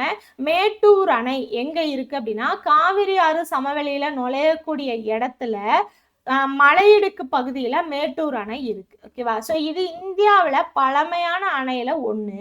இது எங்கெங்க இருக்கக்கூடிய நீர்ப்பாசன வசதிக்கு தண்ணியை கொடுக்குதுன்னா சேலம், ஈரோடு, கரூர், திருச்சி, தஞ்சாவூர், திருவாரூர், நாகப்பட்டினம் இந்த மாவட்டங்கள் எல்லாமே வேளாண்மை நிலம் இருக்கு இல்லையா, அதுக்கு நீர்ப்பாசன வசதியை கொடுக்குது. அப்ப மேட்டூர் அணை எங்க இருக்கு, என்ன ஸ்பெஷல், எந்தெந்த இடத்துக்கெல்லாம் நீர்ப்பாசன வசதியை கொடுக்குது, இதை நோட் பண்ணி வச்சுக்கோங்க. அடுத்து பவானி சாகர் அணை, ஈரோடு மாவட்டத்துல இருக்கக்கூடிய பவானி சாகர் அணை கோயம்புத்தூர் நகர்ல இருந்து கிலோமீட்டர் சுமாரா 80 கிலோமீட்டர் தொலைவுல இருக்கு. அப்ப அமைவிடம் எங்க இருக்கு, ஒவ்வொரு அணையும் ஃபர்ஸ்ட் என்ன பண்ணிக்கோங்க, அணை அமைவிடம் எங்க இருக்கு. அடுத்து அடுத்து பாத்தீங்கன்னா பவானி ஆற்றோட குறுக்குல கட்டிருக்காங்க, என்ன ஆற்றின் குறுக்கா கட்டப்பட்டிருக்காங்க, ஆறு. அடுத்து எந்தெந்த இடத்துக்கு ஸ்பெஷல், என்ன ஸ்பெஷல் இருந்ததுன்னா சிறப்பு, அப்படி இல்லை அப்படின்னா நீர்ப்பாசனத்துக்கு எந்தெந்த வகையில கொடுக்குது, எந்தெந்த மாவட்டங்களுக்கு கொடுக்குது. ஓகேவா? பவானிசாகர் அணை பாத்தீங்கன்னா மண் கலவையால கட்டப்பட்ட அணைகள்ல மிகப்பெரிய அணைகள்ல இது ஒண்ணு. ஓகேவா? ஸோ அப்ப இதோட ஸ்பெஷல் என்ன, மண் கல் கலவையால் கட்டப்பட்ட அணை பவானிசாகர் அணை. நான் இந்த சொன்ன மாதிரி இப்படி நோட் பண்ணுங்க, உங்களுக்கு நல்லா மனசுல பதிஞ்சிரும், ரீகால் பண்றதுக்கு உங்களுக்கு ஈஸியா இருக்கும். அடுத்து அமராவதி அணை. அமராவதி அணை எங்க இருக்கு, திருப்பூர் மாவட்டத்துல உடுமலைப்பேட்டையில இருந்து சுமார் 25 கிலோமீட்டர் தொலைவுல இருக்கு. இது எந்த ஆற்றின் இதா இருக்கு அப்படின்னா காவிரி ஆற்றோட துணையாறான அமராவதி ஆற்றின் குறுக்கே கட்டியிருக்காங்க. இது எந்தெந்த இடத்துக்கு வருது அப்படின்னா பாருங்க, இவ்வகை நீர்ப்பாசனம் வெள்ள கட்டுப்பாட்டை முதன்மை நோக்கமா கொண்டிருக்கு. இதுல ஒரு சிறிய நீர்மின் நிலையமும் இங்க வந்து நிறுவி இருக்காங்க. அடுத்து கிருஷ்ணகிரி அணை. கிருஷ்ணகிரியில இருந்து 7 கிலோமீட்டர் தொலைவுல தர்மபுரிக்கு செல்லக்கூடிய வளைவுல வச்சிருக்காங்க. அடுத்து சாத்தனூர் அணை செங்கம் தாலுக்காவில் தென்பெண்ணை ஆற்றோட குறுக்கே. அப்ப சாத்தனூர் அணை எந்த ஆற்றின் குறுக்கே இருக்கு அப்படின்னா தென்பெண்ணை ஆற்றோட குறுக்கே கட்டியிருக்காங்க. இது சென்னகேசவ மலையோட நடுவுல அமைஞ்சிருக்கு. தண்டராம்பட்டு, திருவண்ணாமலை ஒன்றியங்கள் இருக்கு இல்லையா, சோ இதே எல்லாமே நீர்ப்பாசன வசதியை சாத்தனூர் அணையில இருந்து வாங்கிக்குது. ஓகேவா? அடுத்து இங்க பெரிய முதலை பண்ணை, வண்ணமீன் பண்ணை இருக்கு. இது சுற்றுலா தலங்கள்ல ஒன்னா அமைஞ்சிருக்கு. இதுல சுற்றுலா பயணிகள் வந்து இது பண்றதுக்காக பூங்காக்கள் வந்து பராமரிச்சு வச்சிருக்காங்க. ஸோ பூங்காக்கள் என்ன பண்றாங்க, ஷூட்டிங் ஸ்பாட்டுக்காக கொடுக்குறாங்களா. அடுத்து முல்லை பெரியாறு அணை. இது 1895 வருஷம் ஆங்கிலேய நிர்வாகத்தால கட்டப்பட்டது. கேரளாவில் தேக்கடி மலையில உருவாகக்கூடிய பெரியாறு ஆறு இருக்கு இல்லையா, அந்த ஆற்றோட குறுக்குல கட்டியிருக்காங்க. தமிழ்நாட்டுல நிரந்தரமா வளர்ச்சிக்குள்ளாகக்கூடிய சில வேளாண் நிலங்களுக்கு இந்த நீரின் மூலமா நீர்ப்பாசனம் அளிக்கிறாங்க. அடுத்து வைகை அணை. ஆண்டிப்பட்டிக்கு அருகே வைகை ஆற்றின் குறுக்கே கட்டியிருக்காங்க. 111 அடி உயரம் இருக்கு. இருந்தாலுமே 71 அடி மட்டும்தான் இந்த அணையில நீரை சேமிக்க முடியும். 70 கிலோமீட்டர் தூரத்துல ஆண்டிப்பட்டியில இருந்து 7 கிலோமீட்டர் தூரத்துலயும் இருக்கு. ஓகேவா? ஸோ மதுரையில இருந்து 70 கிலோமீட்டர் தூரத்துலயும் ஆண்டிப்பட்டியில இருந்து 7 கிலோமீட்டர் தூரத்துலயும் இருக்கு. இந்த அணை 1959 வருஷம் ஜனவரி 21 திறக்கப்பட்டது. அப்ப இந்த மாதிரி திறந்தது, அதை பத்தின அடி ஸ்பெஷல் இதெல்லாம் கொடுத்துருந்தாங்க அப்படின்னா அதெல்லாம் தனியா நோட் பண்ணி வச்சுக்கோங்க. ஓகேவா? ஸோ அதெல்லாமே கேள்விகளா வரும். அடுத்து மணிமுத்தாறு அணை. திருநெல்வேலி நகர்ல இருந்து ஏறக்குரிய 47 கிலோமீட்டர் தொலைவுல தான் மணிமுத்தாறு அணை கட்டப்பட்டிருக்கு. பாபநாசம் அணை திருநெல்வேலியிலிருந்து 49 கிலோமீட்டர் தொலைவுல இருக்கக்கூடிய பாபநாசம் அணை. கரையார் அணை. அப்ப பாபநாசம் அணை பிராக்கெட்ல கரையார் அணை அப்படின்னு எழுதிக்கும். ஓகேவா? ஸோ இது திருநெல்வேலியில இருந்து 49 கிலோமீட்டர் தொலைவுல இருக்கு. திருநெல்வேலி தூத்துக்குடி மாவட்டத்துல என்ன பண்றாங்க, இருக்கக்கூடிய நிலங்களுக்கு இது நீர்ப்பாசன வசதியை கொடுக்குது. அடுத்து பரம்பிக்குளம் ஆழியாறு திட்டம். தமிழ்நாடு, கேரளா மாநிலங்களோட கூட்டு முயற்சியால உருவாக்கப்பட்டதுதான் என்னது, பரம்பிக்குளம் ஆழியாறு திட்டம். இது பரம்பிக்குளம் ஆழியாறு பகுதியில இருக்கக்கூடிய 7 ஆறுகளோட நீரை தேக்கி வச்சு இது பண்றதுக்காக தான். ஓகேவா? ஸோ அங்க இருக்கக்கூடிய நீரை தேக்கி வச்சு எதிர்கால பயன்பாட்டுக்காக அதை பயன்படுத்திக்கிறதா. அதாவது மழைப்பொழிவு இல்லாத காலங்கள்ல, மழைப்பொழிவு கம்மியா இருக்கக்கூடிய காலங்கள்ல இந்த மாதிரி எதிர்கால நலனுக்காக பயன்படுத்திக்கிறதுக்காக தான் இந்த திட்டத்தை உருவாக்கி இருக்காங்க. பரப்பலாறு திட்டம் ஒட்டஞ்சத்திரம் அருகே இருக்கு. இதோட நீர் கொள்ளளவு திறன் பாத்தீங்கன்னா 167 மில்லியன் கன அடி. பழனி தாலுக்கால இருக்கக்கூடிய இந்த அணை மதுரையில இருந்து 75 கிலோமீட்டர் தொலைவுல இருக்குன்னு சொல்றாங்க. அடுத்து நீர்வள மேலாண்மை. ஸோ நீர்வள மேலாண்மை அப்படிங்கிறது திட்டமிடுறது, செயல்படுத்துறது, நீர்வளத்தை பெருக்கிறது, விநியோகிக்கிறது, நீர்வளங்களோட உகந்த பயன்பாட்டை நிர்வகிக்கிறது, இந்த மாதிரி பண்றதுதான். இப்ப நீர் வருது, ஒண்ணு இல்ல, இப்ப மழை வருது, எதுவுமே நம்ம பண்ணாம விட்டோம்னா என்ன ஆகும்? அது வீணா போய் கடல்ல தான் கலக்கும். அப்ப அதை மேலாண்மை செய்யணும். ஸோ மழை வர்ற நேரத்துல அதை சேமிச்சு வைக்கணும். சேமிச்சு வச்சு நம்ம மழை வராத நேரத்துல அதை பயன்படுத்திக்கணும். அப்ப அதுக்கான திட்டமிடல் அப்படிங்கிறது ரொம்ப ரொம்ப முக்கியமானது. வெறும் திட்டமிட்டுட்டா போதுமா அப்படின்னா கிடையாது. அப்ப அதை செயல்படுத்தணும். அப்ப நீர் வளத்தை எப்படியெல்லாம் பெருக்கலாம், அது எப்படியெல்லாம் நீர்ப்பாசனத்துக்கு விநியோகம் பண்ணலாம். ஸோ இந்த மாதிரி திட்டங்களை போடுறதுதான் நீர்வள வேளாண்மை அப்படின்னு நம்ம சொல்றோம். தமிழ்நாட்டுல மக்கள் தொகை அதிகரிச்சுட்டே வருது. பொருளாதார வளர்ச்சி, தனிநபரோட அந்த நீர் செலவு அப்படிங்கிறது அதிகமாகுது. இதெல்லாம் பார்த்தீங்கன்னா நீர் தேவையை அதிகரிக்குது. அப்ப மக்களுக்கு நீர் பயன்பாடு, தொழில்துறைக்கான தேவைகள், இதர தேவைகள் பயன்பாடு, இது எல்லாத்துக்கும் நீரை நம்ம என்ன பண்ணணும்? அதுக்கு திட்டமிட்டு நீரை கொடுக்கணும். அப்ப நீர் தமிழ்நாடு அப்படிங்கிறது பருவமழையை நம்பிதான் இருக்கு இல்லையா? சோ பருவமழை பொய்க்கிறதால என்ன ஆகும்? நீர் பற்றாக்குறை அதிகரிச்சு வறட்சி ஏற்படும். அப்ப வறட்சி ஏற்படுறதால ஒவ்வொன்றும் அப்படியே டிராபேக் ஆகிட்டே வரும் இல்லையா? அதனால நீர் சேமிக்கிறது நம்மளோட வருங்கால சந்ததியினருக்கு ரொம்ப ரொம்ப முக்கியம். நமக்கு முக்கியம், அதை விட நம்மளோட வருங்கால சந்ததிக்கு ரொம்ப ரொம்ப முக்கியம். அதுக்கப்புறம் இது பார்த்து வச்சுக்கோங்க. நம்ம இங்க பார்த்தோம் இல்லையா? கிருஷ்ணகிரி அணை, மேட்டூர் அணை, இந்த மாதிரி பார்த்தோம் இல்லையா? இந்த அணைகள் எல்லாமே கொடுத்துருப்பாங்க. கிருஷ்ணகிரி அணை பாருங்க, வெஜிங்டன் அணை, மேட்டூர் அணை, பவானி சாகர் அணை, பரம்பிக்குளம், அவராதி, முல்லையாறு, மணிமுத்தாறு, இதெல்லாம் கொடுத்துருப்பாங்க. அதுக்கப்புறம் ஏரி 2 கொடுத்துருப்பாங்க. பூண்டி சத்தியமூர்த்தி ஏரி, செம்பரபாக்கம் ஏரின்னு 2 ஏரி கொடுத்துருப்பாங்க. இதை நோட் பண்ணி வச்சுக்கோங்க. அடுத்து தமிழ்நாட்டோட கனிம வளங்கள். ஓகேவா? என்னென்ன கனிம வளங்கள் இருக்கு? ஸோ கனிம வளங்களை நம்ம என்னன்னு சொல்லலாம்? ஆக்சுவலா பாத்தீங்க அப்படின்னா நம்ம பொக்கிஷம் அப்படின்னு சொல்லலாம். ஓகேவா? ஸோ அதாவது நம்ம மண்ணுக்கு அடியில இருக்கக்கூடிய புதையல் அப்படின்னே சொல்லலாம். ஓகேவா? ஸோ என்னென்ன இருக்கு? வெர்மிகுலைட், மேக்னடைட், டுனைட், ரூடைல், செம்மணிக்கல், மாலிப்டினம், எல்மைட், இது எல்லாமே தமிழ்நாட்டில் இருக்கக்கூடிய கனிம வளங்கள். ஆல்ரெடி இதை பத்தி நம்ம தெளிவா படிச்சிருப்போம். ஓகேவா? ஸோ இயற்கை வளங்களையும் நம்ம இதை ஆல்ரெடி தெளிவா படிச்சிருப்போம். இருந்தாலும் இங்க என்ன கொடுத்துருக்காங்க அப்படிங்கறத பார்த்துக்கலாம். திருநெல்வேலி மிகப்பெரிய பழுப்பு நிலக்கரி வளங்களை கொண்டு இருக்கு. ராமநாதபுரம் நிலக்கரி படிமங்கள் இருக்கு. காவிரி வடிநில பகுதியில பாத்தீங்க அப்படின்னா எண்ணெய், இயற்கை வாயு, இது எல்லாமே இருக்கு. சேலம் மாவட்டத்துல கஞ்சமலையிலையும், திருவண்ணாமலை மாவட்டத்திலையும், கவுதி வேடியப்பன் பகுதியிலையும் இரும்பு தாது படிவு இருக்கு. ஓகேவா? சோ எந்தெந்த பகுதியில என்ன படிவு இருக்கு அப்படிங்கிறத பார்த்துக்கோங்க. சேர்வராயன் குன்றுகள், கோத்தகிரி, உதகமண்டலம், பழனிமலை, கொல்லிமலை பகுதியில பாக்சைட் தாது இருக்கு. திருச்சிராப்பள்ளி, திருநெல்வேலி, தூத்துக்குடி, விருதுநகர் மாவட்டத்துல ஜிப்சம் இருக்கு. கன்னியாகுமரி கடற்கரை மணல் பரப்புல எல்மைட், ரூட்டைல் இருக்கு. கோயம்புத்தூர், கடலூர், திண்டுக்கல், காஞ்சிபுரம், கரூர், மதுரை, நாகப்பட்டினம், நாமக்கல், பெரம்பலூர், ராமநாதபுரம், சேலம், திருவள்ளூர் மாவட்டங்கள்ல சுண்ணாம்புக்கல் இருக்கு. நான் சொன்ன மாதிரியே நோட் பண்ணுங்க. ஜிப்சம் அப்படின்னு போட்டு என்ன பண்ணணும்? திருச்சி, திருநெல்வேலி, தூத்துக்குடி, விருதுநகர். அதே மாதிரி இங்க பாத்தீங்க அப்படின்னா சுண்ணாம்புக்கல் இந்த மாவட்டங்கள் எல்லாத்துலயும் இருக்கு. அடுத்து பாத்தீங்க அப்படின்னா மேக்னசைட் கோயம்புத்தூர், தருமபுரி, கரூர், நாமக்கல், நீலகிரி, சேலம், திருச்சி, திருநெல்வேலி, தென்காசி, திருப்பத்தூர், வேலூர், இதுல எல்லாம் இருக்கு. அடுத்து பாத்தீங்கன்னா பெல்ஸ்பாக் படிகக்கல், தாமிரம், காரியம், இது எல்லாமே நம்ம மாநிலத்துல கிடைக்கக்கூடிய வேறு சில கனிம வளங்கள். ஓகேவா? இது எல்லாமே கனிம வளங்கள். அப்ப கனிம வளங்கள் என்ன தமிழ்நாட்டுல இருக்கு, என்னென்ன எங்க காணப்படுது, என்ன படிமங்கள் இருக்கு அப்படிங்கிறத பாத்தீங்க அப்படின்னா நோட் பண்ணி வச்சிங்கன்னா படிச்சுக்கலாம். அடுத்து தொழிலகங்கள். பார்த்தீங்கன்னா தொழிலகங்கள் ஆல்ரெடி நம்ம பார்த்துருப்போம். ஆக்சுவலா தொழில்துறை தமிழ்நாட்டோட தொழில்துறை தொகுப்புகளையும் பார்த்துருப்போம், தமிழ்நாட்டோட பொருளாதாரத்திலையும் பார்த்துருப்போம். தொழில்துறையில ஒவ்வொரு தொழிலை பத்தியும் நம்ம பார்த்துருப்போம். ஓகேவா? ஸோ இங்க இது பத்தி கொடுத்துருப்பாங்க பாருங்க.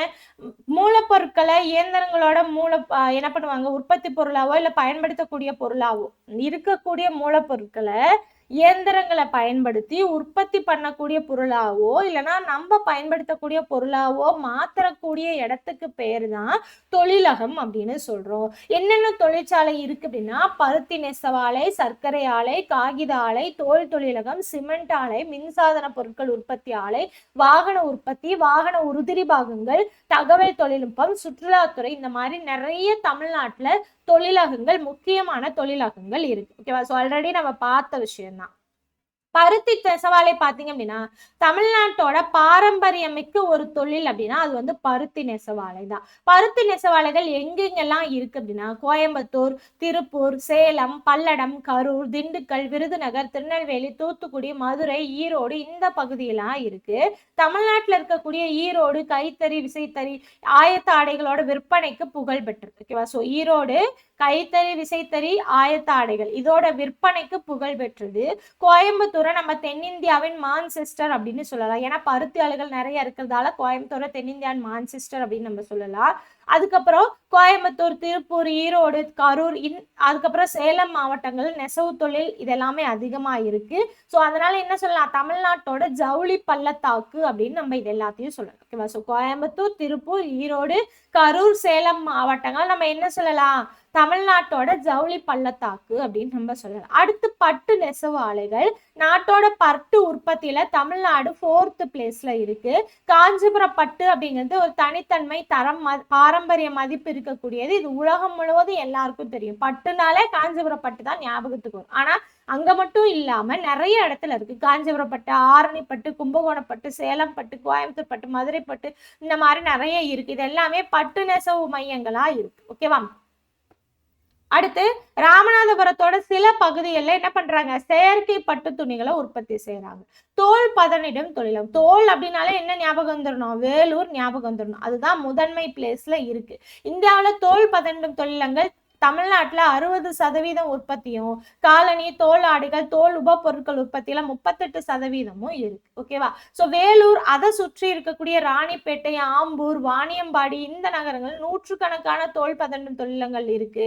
நாட்டோட தோல் பொருட்கள் ஏற்றுமதியில வேலூர் மாவட்டம் தான் முதன்மையில இருக்கு. அறிவியல் மற்றும் தொழில் ஆராய்ச்சி நிறுவனம் CSIR-இன் கீழே மத்திய தோல் ஆராய்ச்சி நிறுவனம் எங்க இருக்கு, சென்னையில இருக்கு. இது ஆல்ரெடி நம்ம படிச்ச விஷயம் தான். அடுத்து காகித தொழிலகம். காகிதம் அப்படின்னாலே என்ன வந்துடணும், கரூர் ஞாபகம் வந்துடும். ஓகேவா? இதெல்லாம் நம்ம ஆல்ரெடி படிச்சதுனால நான் சொல்றேன். கரூர் மாவட்டத்துல தமிழக அரசு நிறுவனமான தமிழ்நாடு செய்தித்தாள் மற்றும் காகித நிறுவனம் TNPL இருக்கு. இது செய்தித்தாள், அச்சு காகிதம், எழுத பயன்படும் காகிதம் இது எல்லாத்தையும் உற்பத்தி செய்யுது.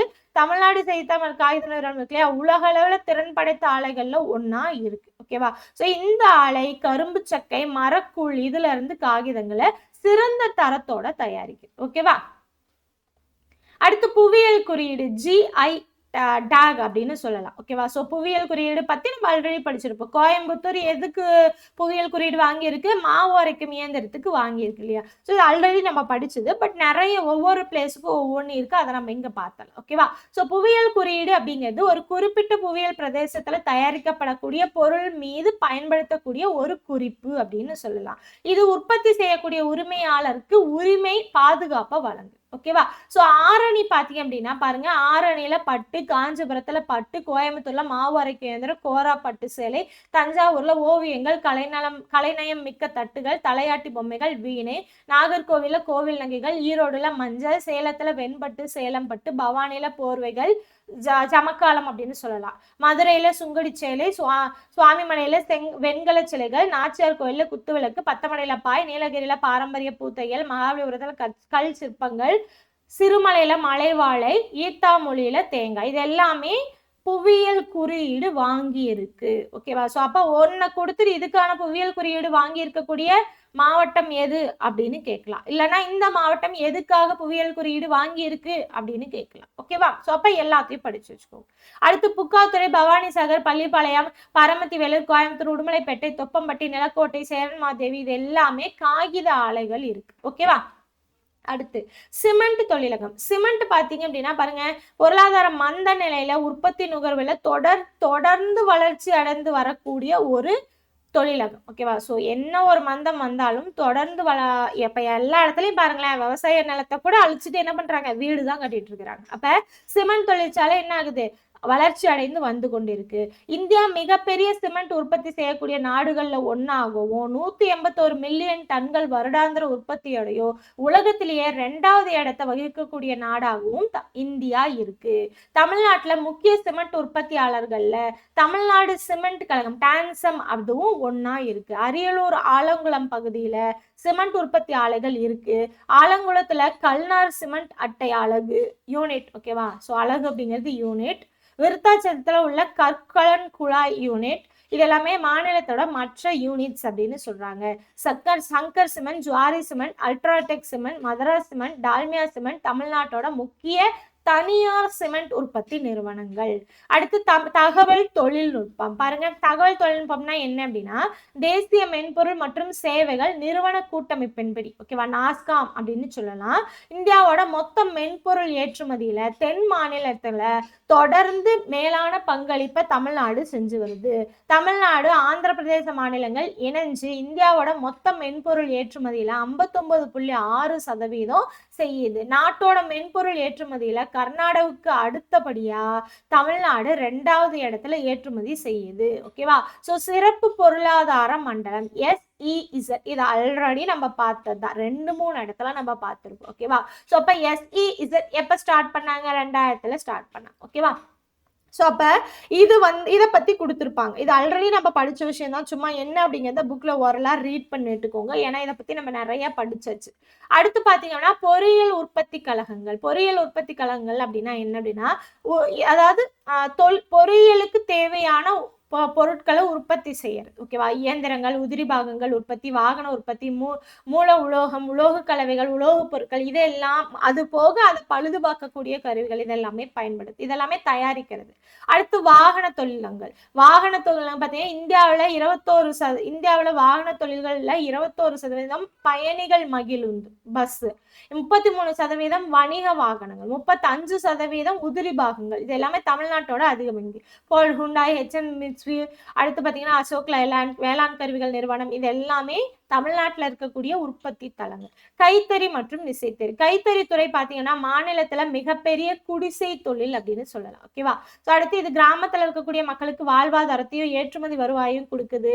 நெசவாளர் சங்கங்கள் பள்ளி குழந்தைகளுக்கான விலையில்லா சீருடை, விலையில்லா வேட்டி சேலைய கொடுத்துட்டு வருது. அடுத்து சர்க்கரை தொழிலகம்.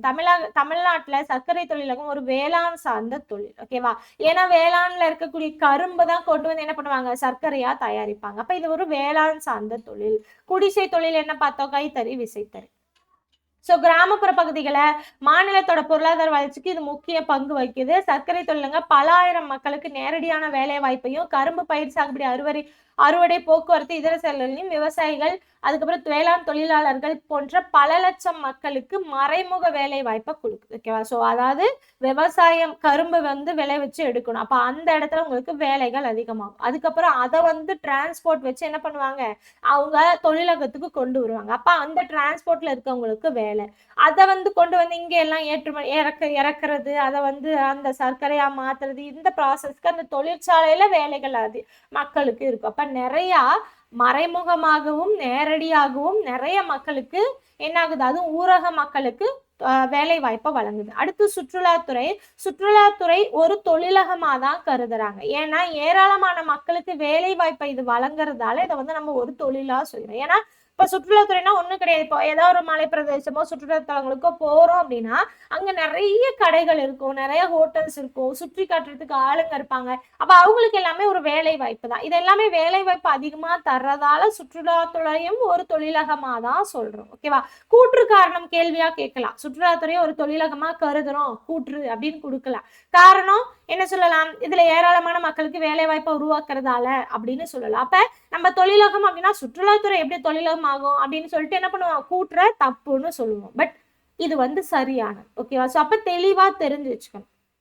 ஸோ இப்ப சமீப காலமா உள்நாட்டு வெளிநாட்டு சுற்றுலா பயணிகளுக்கு என்ன பண்றாங்க? முன்னணி தொழில் தமிழகம் அப்படிங்கிறது உருவாகிட்டு வருது. தமிழகத்தை நம்ம என்ன சொல்லலாம்? கோயில்கள் இருக்கக்கூடிய தலங்கள் ரொம்ப அதிகமா இருக்கு தமிழ்நாட்டுல. ஓகேவா. அடுத்து தமிழ்நாடு சுற்றுலா மேம்பாட்டு கழகம் TTDC இருக்கு இல்லையா, அதை ஊக்குவிக்கிறது தமிழகத்தில் இருக்கக்கூடிய சுற்றுலாத்துறையை. பழங்கால நினைவு சின்னங்கள், புனித தலங்கள், மலைவாழ் இடங்கள், பல வகையான இயற்கை நிலத்தோற்றங்கள், நீண்ட கடற்கரை, கலாச்சாரம் மற்றும் பாரம்பரியம் இது எல்லாமே தமிழ்நாட்டோட சுற்றுலா பயணிகளுக்கு மிகச்சிறந்த மாநிலமா இருக்கு. ஓகேவா. ஸோ இது உங்களுக்கு தொழிற்சாலைகளுக்கு கொடுத்துருப்பாங்க.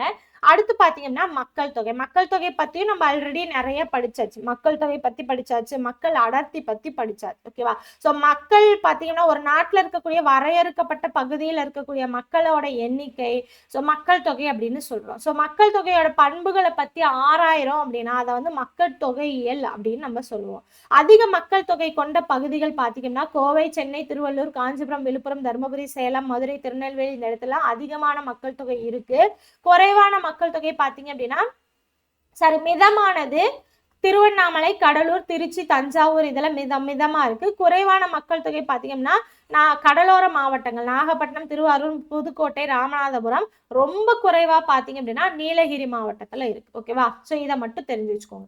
அடுத்து மக்கள் அடர்த்தி நம்ம ஆல்ரெடி பார்த்த விஷயங்கள் தான். ஓகேவா? ஸோ மக்கள் அடர்த்தியில 12வது பிளேஸ்ல இருக்கு. தேசியத்துல பாத்தீங்கன்னா சராசரி 382, சென்னையில 26,553. இது வந்து 2011ஆம் ஆண்டின் படி மக்கள் தொகை கணக்கெடுப்பு. அதுக்கப்புறம் இன்ன வரைக்கும் மக்கள் தொகை கணக்கெடுப்பு எடுக்கல. அடுத்து பாத்தீங்க அப்படின்னா திருவள்ளூர், காஞ்சிபுரம் இது எல்லாமே மக்கள் அடர்த்தி அதிகமா இருக்கு. நீலகிரியில மக்கள் அடர்த்தி கம்மியா இருக்கு, 288 சதுர கிலோமீட்டர். ஓகேவா? பட் இது நம்ம ஆல்ரெடி படிச்சதுதான், அதனாலதான் கொஞ்சம் ஸ்பீடா போயிட்டேன். ஓகேவா? ஸோ மக்கள் தொகையை பத்தி நம்ம ஆல்ரெடி படிச்சாச்சு, மக்கள் அடர்த்தி பத்தி நம்ம ஆல்ரெடி படிச்சாச்சு. மதங்கள் பாத்தீங்கன்னா இந்து, கிறிஸ்தவம், இஸ்லாம் இது மட்டும் இல்லாம இன்னும் நிறைய இருக்கு. சமணர், சீக்கிய மதத்தினர், புத்த மதத்தினர்லாம் இருக்காங்க. பட் ரொம்ப முக்கியமா மாநிலத்துக்கு என்ன சொல்லலாம் அப்படின்னா இந்து, கிறிஸ்டின், முஸ்லிம் இவங்க 3 பேர் தான். அடுத்து பாலின விகிதம். பாலின விகிதமும் நம்ம படிச்சாச்சு. ஓகேவா? அதாவது 1000 ஆண்களுக்கு எத்தனை பெண்கள் இருக்காங்க அப்படிங்கிறது தான் பாலின விகிதம். நீலகிரியில 1041 அதிகம், அதுக்கப்புறம் தஞ்சாவூர். அடுத்து பாத்தீங்கன்னா குறைவான பாலின விகிதத்துல தருமபுரி 946, அதுக்கு முன்னாடி பாத்தீங்கன்னா சேலம் 954. இதெல்லாமே பார்த்ததுதான். கல்வி அறிவு விகிதமும் நம்ம பார்த்ததுதான். தமிழ்நாட்டு பொருளாதாரத்துல இது எல்லாத்தையும் நம்ம பார்த்துட்டோம். ஓகேவா? அடுத்து போக்குவரத்து, தகவல் தொடர்பு. போக்குவரத்து பாத்தீங்க அப்படின்னா 3 வகையா சொல்லலாம். நார்மலா போக்குவரத்து தரை வழி, அதுக்கப்புறம் கடல் வழி, வானவழி, இந்த மாதிரி 3 சொல்லலாம். தரை வழியில உங்களுக்கு 2 வந்துடும். தரை வழியில சாலை போக்குவரத்து வந்துடும், ரயில்வே போக்குவரத்து வந்துடும். நீர்வழி, கடல் வழி பாத்தீங்க அப்படின்னா நீர்வழி போக்குவரத்து ஒன்னே தான், கப்பல். வானவழி போக்குவரத்து பாத்தீங்க அப்படின்னா உங்களுக்கு ஏரோப்ளேன். ஓகேவா? ஸோ அப்ப சாலை போக்குவரத்து பாத்தீங்கன்னா மாநிலத்துல தமிழ்நாட்டுல இருக்கக்கூடிய மொத்த சாலைகளோட நீளம் 1,67,000 கிலோமீட்டர். அதுல 60,628 கிலோமீட்டர் பாத்தீங்கன்னா மாநில நெடுஞ்சாலைத்துறை மூலமா பராமரிக்கிறாங்க. ஸோ இதுல அதிகம் எது பாத்தீங்கன்னா NH பாத்தீங்கன்னா என்ன வரும் உங்களுக்கு? NH 44. ஒரு நிமிஷம். NH 44 தான் பாத்தீங்க அப்படின்னா உங்களுக்கு பெருசு. நம்ம மாநிலத்தோட மிக நீளமான தேசிய நெடுஞ்சாலை அப்படிங்கிறது NH 44 தான். கம்மியானது பாத்தீங்க அப்படின்னா NH 786, 85. ஓகேவா? இதை பத்தி நம்ம பார்க்கலாம். ஸோ இந்த திட்டத்தின் பாருங்க, இந்த திட்டத்தின் கீழே 20% பங்களிப்போட இந்தியா 2வது இடத்துல இருக்கு சாலை போக்குவரத்துல. ஓகேவா? அடுத்து ரயில்வே போக்குவரத்து. ரயில்வே போக்குவரத்து பாருங்க, தெற்கு ரயில்வேயின் தலைமையகத்தை நம்ம என்ன சொல்லலாம்? சென்னையில இருக்கு. இப்ப தெற்கு ரயில்வேயோட வலைப்பின்னல் இந்தியாவில தென் தீபகற்ப பகுதியான தமிழ்நாடு, கேரளா, புதுச்சேரி, கர்நாடகா, ஆந்திர பிரதேசத்தோட சில பகுதிகளில் நீட்டிச்சிருக்காங்க. சென்னையில புறநகர் ரயில் போக்குவரத்து இருக்கு இல்லையா, அது பறக்கும் தொடருந்து திட்டம், இது எல்லாமே நல்லா வளர்ச்சி அடைந்திருக்கு. மெட்ரோ ரயில்வே திட்டம் மே 2017 இருந்து பாதாள ரயில் இயக்கத்தோட போக்குவரத்தை விரிவாக்கம் செஞ்சிருக்கு. அடுத்து வான்வெளி போக்குவரத்து. தமிழ்நாட்டுல 4 முக்கிய சர்வதேச விமான நிலையங்கள் இருக்கு. சென்னை சர்வதேச விமான நிலையம் பாத்தீங்கன்னா மும்பை, புதுடெல்லிக்கு அடுத்தா இந்தியாவில 3வது பிளேஸ்ல இருக்கு. அடுத்து கோயம்புத்தூர், மதுரை, திருச்சிராப்பள்ளி இதுல எல்லாமே பன்னாட்டு விமான நிலையங்கள் இருக்கு. தூத்துக்குடி, சேலத்துல உள்நாட்டு விமான நிலையங்கள் இருக்கு. ஓகேவா? ஸோ இதை தான் நான் சொன்னேன். ஆக்சுவலா NH 44 தான் பாத்தீங்கன்னா தமிழ்நாட்டுல இருக்கக்கூடிய மிக நீளமான தேசிய நெடுஞ்சாலை. இது எங்கெல்லாம் இருக்கு அப்படின்னா ஓசூர்ல இருந்து தர்மபுரி, சேலம், கரூர், திண்டுக்கல், மதுரை, திருநெல்வேலி வரையா கன்னியாகுமரி வரைக்கும் 627.2 கிலோமீட்டர் தூரம் வரைக்கும் போகுது. இது கம்மியானது என்ன அப்படின்னா NH 785 அப்படின்னு சொல்லலாம்.